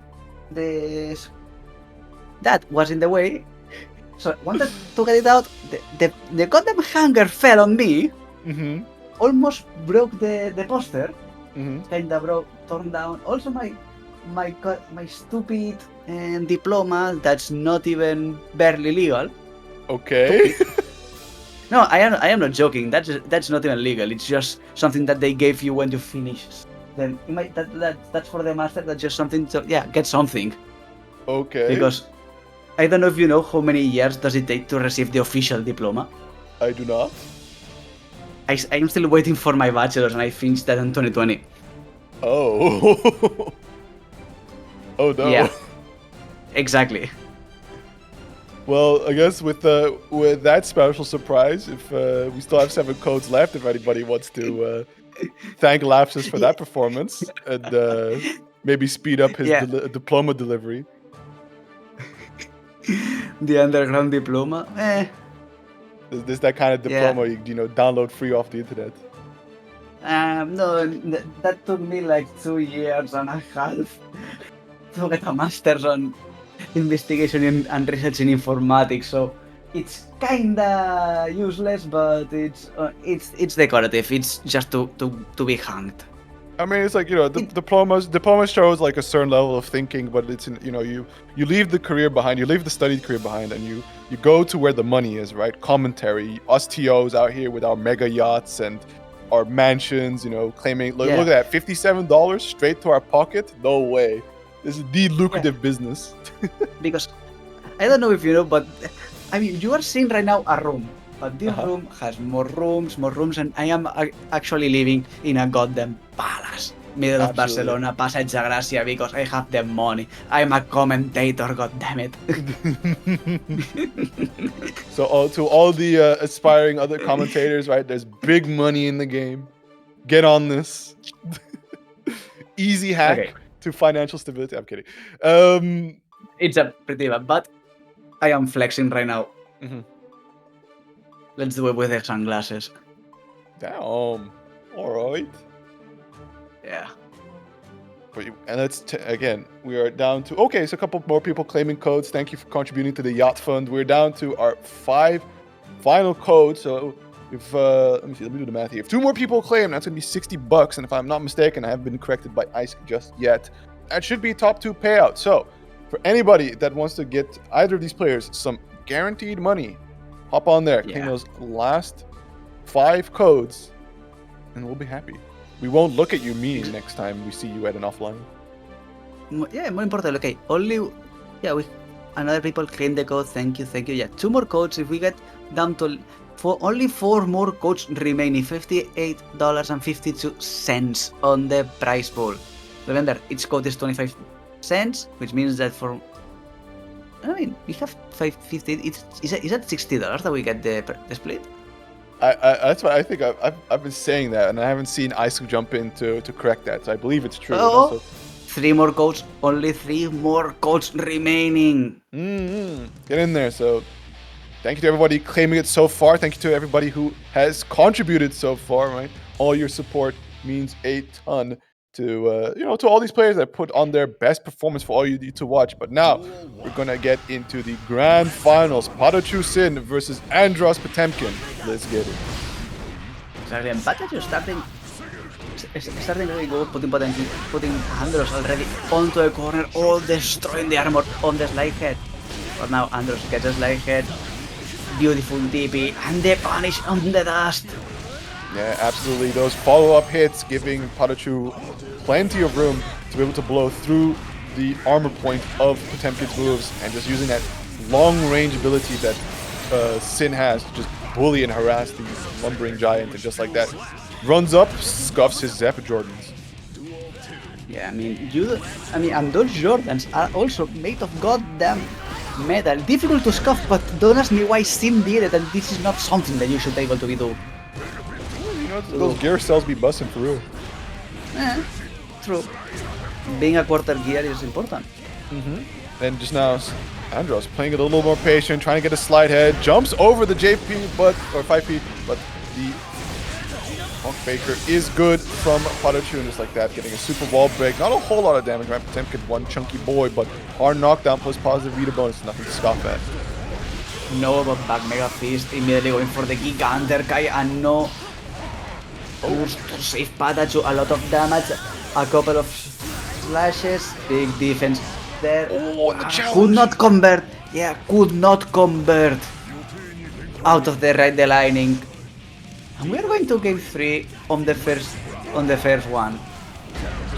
big games for now, and PataChu is the one that takes the first advantage. Immediate burst by Andros. Don't want him to deal with any of the Shin shenanigans. Absolutely. Slide head does work, but unfortunately the RhagBaggu immediately wrestling away whatever little advantage Andros built up. Once more, PataChu getting a hard knockdown here and giving himself some positive meter bonus and trying to charge up some more of that stamina meter. Oh, beautiful 6p. Oh, PataChu jumps over the Mega Fist. Andros still in contention, gonna get punished by the Mega Fist. That was flying a little bit too far. We still don't know. I mean, Potemkin is kinda aerodynamic, but not really. He does fly a lot, but it's, you know, rocket-propelled flying. That being said, PataChu taking the first game here, and it's going to be quite the journey that PataChu has to take the bracket. Being on loser's side means it's going to have to win 6 games in total, whereas Andros only needs to win a sequence of 3. And so far, you know, it's looking pretty good here for PataChu. The bullying potential that Shin has on Potemkin, just keeping him at a distance. Just beak driving him, checking him. Also, all those follow-ups he has from his different specials to challenge the armor. Wow, okay, never mind. What a round start for Andros. What a round and what a chop immediately against the... So bold challenge from PataChu, and there we go. Good stagger pressure, prompting Andros to burst. Yeah, another Mega Fist. Make it safe, but PataChu gets another counter hit immediately. Good defense still by Andros, but PataChu is made out of another piece of fabric. Ooh, 2D active enough to be able to catch the beak drive and punish attempt, and whoa, tries to pop buster. That is a reversal coming up from PataChu. Could be a hard knockdown, needing plenty of resources on the side of PataChu to be able to close out this round over Andros. Good defense so far, blocks double overhead, but not the follow-up sweep. And there's a limit on how much you can block. You have to be careful of the overheads, reloads, again the overheads. And, oh no, okay, big punish on the DP. He said to go for Mega Fist, but now PataChu the corner, yeah, and I swear you could have gotten more out of that punish. Probably, I don't know. Andros plays with the up button rewinded actually, so I don't know. Inverted controls. No, it's just that the up button on the PS4 pad, I think it does nothing. Oh, okay. Interesting. Here we go. It works. PataChu making the reversals so far. Freaking him out, but good blocks from Andros. The back Mega Fist, RC for the extension, but the 2S whiffs. He drops the opportunity. RhagBaggu steals the turn back. Back Mega Fist hits once more, but still alive in the situation. And RhagBaggu RC will extend. Doesn't quite get the wall break, but still running the pressure on Andros. And The 2S. okay. Yeah, 2S just uppercut him out of this ground. Damn. Wasn't expecting that. It's 2H. Okay, damn, I missed that. Doesn't matter. That was one hell of a button he went for to challenge with. Yeah. Going for an H? Yeah. That's being juicy. Okay? Gets a slide head. Good block on the DP. This time he's gonna get the one that we wanted. For a Mega Fist, immediately going for the counter Kai, and damn, that's a lot of damage. Wait, is this TOD? Will come. It's a TOD. Or near TOD, but oh my god, that cash out. Yeah. I mean, TOD, still because it was one touch, a lot of damage, and death. I think it could have TOD'd as well, but Out of a full life, no. oh, I would like to play Not that from bet. life. I think no. He had like a sliver of damage dealt. I swear, Andros just pulled I out know, a but the honest scaling- TOD with that wall break damage. Yeah, but think about the scaling. There's a limit. No, not with Potemkin. You've seen how far he goes with that heavily I Potemkin know. buster, and there's still more sky above him. He's gonna kill you. I know, I have the heavily Potemkin buster, I know the damage. It was really close to TD. Yeah, I mean, insane Gap. Yo, Gap sponsored this Andros guy. Let's get him going. But tying up the rounds, bringing it 1-1. Andros looking awake now, right? Finally getting over that that low state of having to just watch everyone else have fun while he hangs in grand finals. Yeah, okay. Both Trader Restraint that's gonna benefit Andros immensely. PataChu, back his turn of doing some pressure, spends the wild assault, and now Andros gets the Mega Fist, immediately going for the Giganter Kai. I don't think we're going to be seeing another TOD. Because not it's this not time, gonna but be a too much. No, but boatload of damage. yeah. More than Half-Life was that combo easy. Yeah, and just jumping Mega right Fist over. confirmed. Hero burst from PataChu, I believe, so does get the Yeah. overfed, gets it nice and started here. It's probably going to be a wall break. Andros doesn't have a lot to worry about, has plenty of health to be able to tussle, has burst available, has meter. Ideally wants to close it out without having to commit the burst to do so, but the tap dust will allow it. Yeah, immediately going round start on the reset 6 speed, dust, immediately going for the Giganter Kai. There's not much that PataChu can do in this position, especially with a boost. Stagger pressure gets bursted away. Andros wants to try and claim some term, just slapping himself down to the ground, slide heading. This time going for Garudas, 2 Garudas, 3 Garudas, and there we go. Pot Buster. Yeah, and we're going for the reset, another one against the wall. Oh, okay, 6H, also a lot of damage. Looking a little cool, you know how it is, just a bit stylish. Okay. Hammerfall Roman Kara Potbuster, perfectly executed, perfectly done, without any inch of problem. Andros just sat there, Easy. so like, you with the bun, die. Yeah, no, but easy. With something, please let me show you the art of the heaven of the Potbuster. just casually walk up and Masatsu a child? Is this what Andros is doing? Yes. Casually Misatsu a child. How to approach a child. Casually Misatsu. And then, Raging Demon. Absolutely. So here we go. Andros 1 game away from taking the whole bracket. We still are down to our last 2 codes. So I got my math off. We actually need all those codes to be able to hit the $60 mark. So 2 more remaining. No, wait. I'm still wrong. We won't hit $60. It's over. Yeah. Actually. We're gonna and we're going to also see the change into the Valentine from PataChu. Trying something with a little bit more, not only mix-up, but range. Having access to those fireballs. Maybe something that can help against Potemkin. It's not only the range, right? It's his ability for LFL to... A lot of her mixes can be conducted while being in the air, so it doesn't really have to worry about the threat of the pot buster reversal. That being said, when you're in the air, you can absolutely get heavily to get the buster. Yeah, and then 6P Giganter Kai. That hit knuckle is going to kill. No! Nope. One more hit. We'll try to flick. Unfortunately, you can't flick away supers. Kind of just has to hold Just that. imagine if that was true. Oh, actually in Accent Core he used to be able to do that. Oof, that's a deep cut. Accent Core is a deep cut. Gotta know your lore. Like, Yeah, there we go. Finds the flick on the projectile, but another one. It's a problem of projectiles. You can always flick them. Oh, that does blocked, but again, and the second dust. one done. yeah, Andros, tournament point. Out here, looking really nice. Good run start of PataChu gets a couple of hits. The mix-ups are in. Full damage.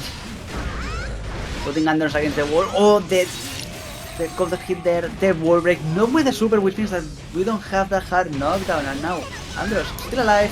Having the boost probably gonna save it for later because it is not worth it to pop it right now.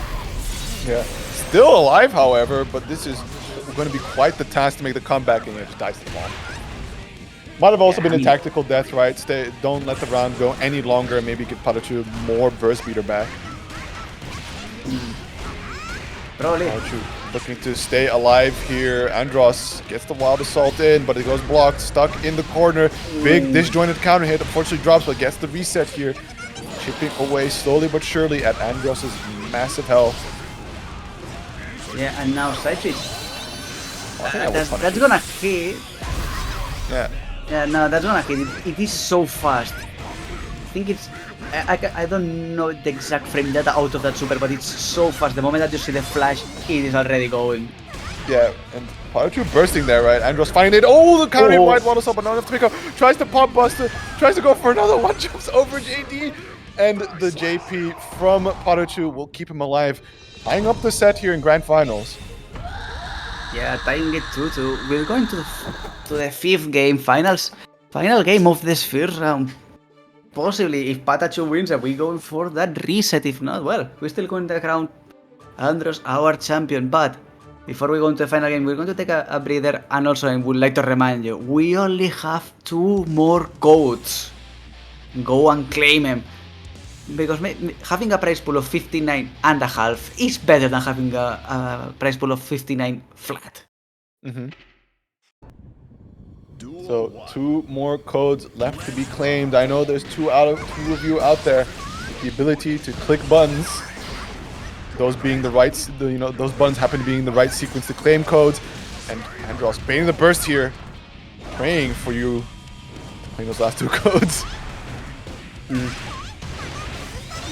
Oh, try to beat Knuckle, but unfortunately, PataChu rushing straight at him. And set up his wall splat, getting the wall break. Andros kind of not being able to keep up with the L-Felt so far. Gets the backdash, too many hits coming out. Will blow through the armor. Is it enough with the super for PataChu to put himself on reset point? It is not. Yep, it is more... No, what? Oh. Okay, heavily pop buster just to get out of there. Another shot, get it back. YRC, 2D sweep. Close slash, good blocks. PataChu keeping it nice and safe. Don't need to gamble too hard just yet. Oh, but finds hidden, but unfortunately no confirm. Waddle starts to keep it going. Jumps out of the pot buster, and with that, PataChu does find the Grand Finals reset point. Also, I'd like to inform everybody that we've hit all 50 codes. No more codes ready to be claimed. So if you want to continue contributing to this prize pool, those are the direct contributions, or subscribing to Match Arena, which still is gonna put 32 cents towards the pot. But we're still having a game, and Andros is just sending it. I thought you were gonna do a cool segue to the pot buster with that, but 5P mashes works, heat tackle, 5D, and Andros finds once more the tournament point here. So reset point and tournament point, both players, one with burst on the table, one close to it. Nice jump in, starting it off nice and cool. PataChu hang on to the burst. We'll use it for the deflect shield instead, pushing Andros away. And run that pressure, finds the gap here. Andros trying to reversal through, but unfortunately not good enough. We'll RC for the extension. Andros has burst and we'll use it. Yep. Oh, counter hit of the 5H. Immediately going for the pop buster, a lot of damage. Andros has a half bar of butter. Crosses up with a mega fist. Escape, fix, Oh, and no slide this up. is enough. This is. The PRC pot buster, and with that, Andros finds the big doubler and takes it 3-2 over PataChu, becoming your SaltyEU Guilty Gear Strive crossplay number 108 winner. 108 plus all the 99 dot somethings that we have had, which means that which count for something, right? Yeah. We could just look at Ice being like, why was the team tournament delayed for so long? But nevertheless, congratulations to Andros for winning, and also well played and GG's to everybody that turned up, right? PataChu second place and all the others. Thank you. It was an epic bracket to commentate, right? All 105 of you that managed to check in the end. And also all the codes claimed, so thank you to everybody for claiming those codes. Thank you for everybody doing those direct contributions, right? Once more, that was ScarNovak and Donut, and of course Ice for the initial contribution to the prize pot. Yeah. I think we're only missing, what, like 50 cents for top 2 payout? Is that right, Ice? I mean, I don't know actually. We're missing 48 cents for top 3 payout. Oh, top 3. Ooh, Yeah. top 3. So if Alright, you one want to second. get if you want to get steggy some money, if someone is going to donate those 48 cents, so we get $60 flat, we're going to be sharing it among the top 3, which is Andros, PataChu, and Steggy. But apart from that, we've had a beautiful tournament. Everybody put blood, sweat, and tears on this prelude for this weekend, I will say. Because we had a lot of good players right now. Yeah, absolutely.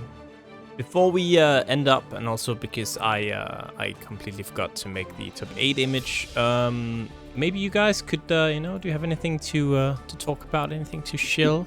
You know, at this tournament I know happening in the Czech Republic pretty soon. Absolutely. Hold on. I'm just finishing off something here real quick, and I can start shilling.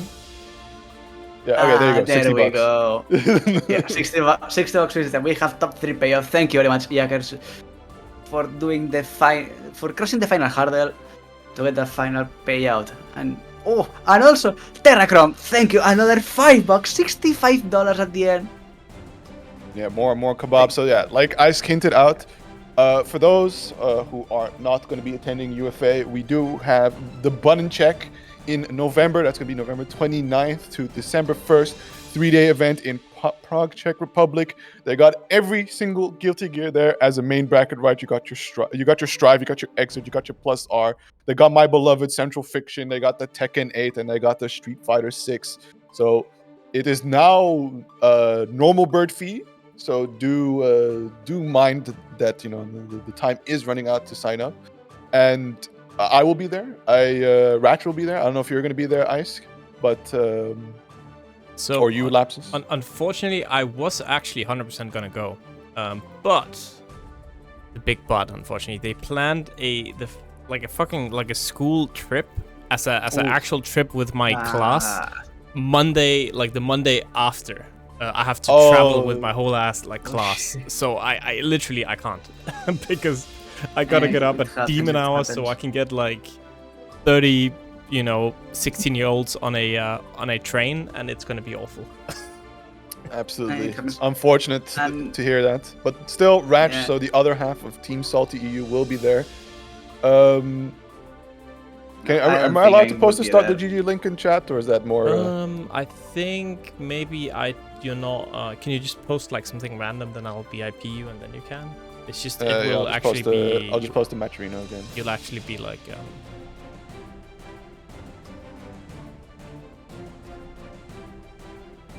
Just because the link will be. I think you should be VIP now. Alright. Yeah, let me just. I'm gonna grab it for all of you. The button check start.gg. So, it's starting up to be a nice, sizable sign up count. This is a regular tournament that went on hiatus for about 4 years around the pandemic. So finally back. This is run by PETA and Aaron. So 2 Xrd heads along with a couple other from the Czech Republic fighting game community. So definitely check it out. Would be lovely to see as many of you as possible there. Of course, enjoy UFA this weekend. Other than that, we got on the ZF side of business. Donut, I'll get you that link after this. But we have a team tournament exhibition, student mentored team tournament exhibition for BB Tag on the 22nd. It's going to be online. So if any of you wonder what the hell BB Tag is or know what it is, definitely check that out. And otherwise, October 5th, our next offline. No Strive, unfortunately, but still, we got the Xrd, we got the CF, we got Plus R, and we got BB Tag again. So, honestly, I'm kind of surprised I didn't know there was an active BB Tag scene out there still. It's very niche. We got so one of our founding TOs wanted it to be like Xrd and BB Tag kind of like offline, but nobody signed up for BB Tag, so he was forced to swallow the Kino pill and instead run Central Fiction. And now he's going to be leaving us for about 3 years to pursue a PhD in Japan. So we thought, like, you know what, bro? 2 years of ZF, we got to reward you. So definitely, we're gonna run that We're gonna run that BB Tag bracket, and we're gonna pull out all the stops for you. I'm just gonna say, of course, the BB Tag player is like the huge weeb who's gonna go take a PhD in Japan. I'm just gonna. I mean, takes. Yeah, I mean, true, fair, but it takes skill to, slide up to doctors and other professors in Japan and be like, hey, do you want to take me on as a PhD candidate? And them saying, sure. Yeah. Yeah, it is. That's like next level. I couldn't even call it weaving anymore. It's rissing hard, dude. Yeah, absolutely. Yeah, it's too much. It's too much. I can say almost nothing in comparison to this level of grainness. I am only going to be at UFA. I'm going to be trying to play. You can catch me trying to play both Guilties there and Marvel because it's Marvel. Absolutely. Well, we've got some of the ZF crew pulling up to UFA, so definitely if you see a man with a bucket hat, aka Super Jake, give him a shout, say hello. You have anything else to shout out, Lapsus? Not much. Twitters, I guess. Twitter handles below. I mean, yeah, we have Twitters. It's at Yaker_ for my boy here, and for myself, it's at CatLapsus. We can post some things. You post more. You post probably more than I do, but I do not. I just reply to people. okay, them of gameplay. Do you know something funny, Lapsus? Is that in the past, right? Before I knew you, well, and I knew you were Catalan, I just knew you were Spanish, right? Yeah. And then I thought, this guy, he really likes cats, man. I respect that. He's such a cat lover. I was like, well, you know, there's no love like cat content on his Twitter. That's kind of weird when he has cat in his name. I was like, oh, it's Catalan. Ah, okay. Yeah, and if anyone is interested, this Wednesday is the National Day of Catalonia. I know this is a little bit too much under, but it's this Wednesday. It is what it is. Yo, there we go. I'll probably just repost more Catalan things. Yo, I say it is what it is because if you remember the other things that happened on 9/11, what? the coincidences. Sorry. Oh my god. Yeah, I know. It's this kind of shady, but ours is like 300 years old. Unlucky, that's all I'm saying. And with that, yeah, I know it's very unlucky. Here's the top 8 image. Perfect timing. Ending on that note. Andros 11, huh? We have a YouTube channel if you're interested in rewatching some of these VODs. I get at least like 2 or 3 VODs out every week. We're still a bit behind. I try to get at least 2 Strive VODs out per week, so we're catching up like very slowly but steadily at least. It's good. We're almost at the like 100 edition now. I finished like 99.9 like 9 now or some shit like that. So there's no more of that. I think no, it's like 99.27 or something. I finished now. It's the final one. But yeah, I'm gonna put Sin on the graph this week. I feel like it's a Sin kind of week. Who knows? We're gonna raid somebody. And we are gonna, let me see. It's always so hard on Monday evening to find somebody to raid.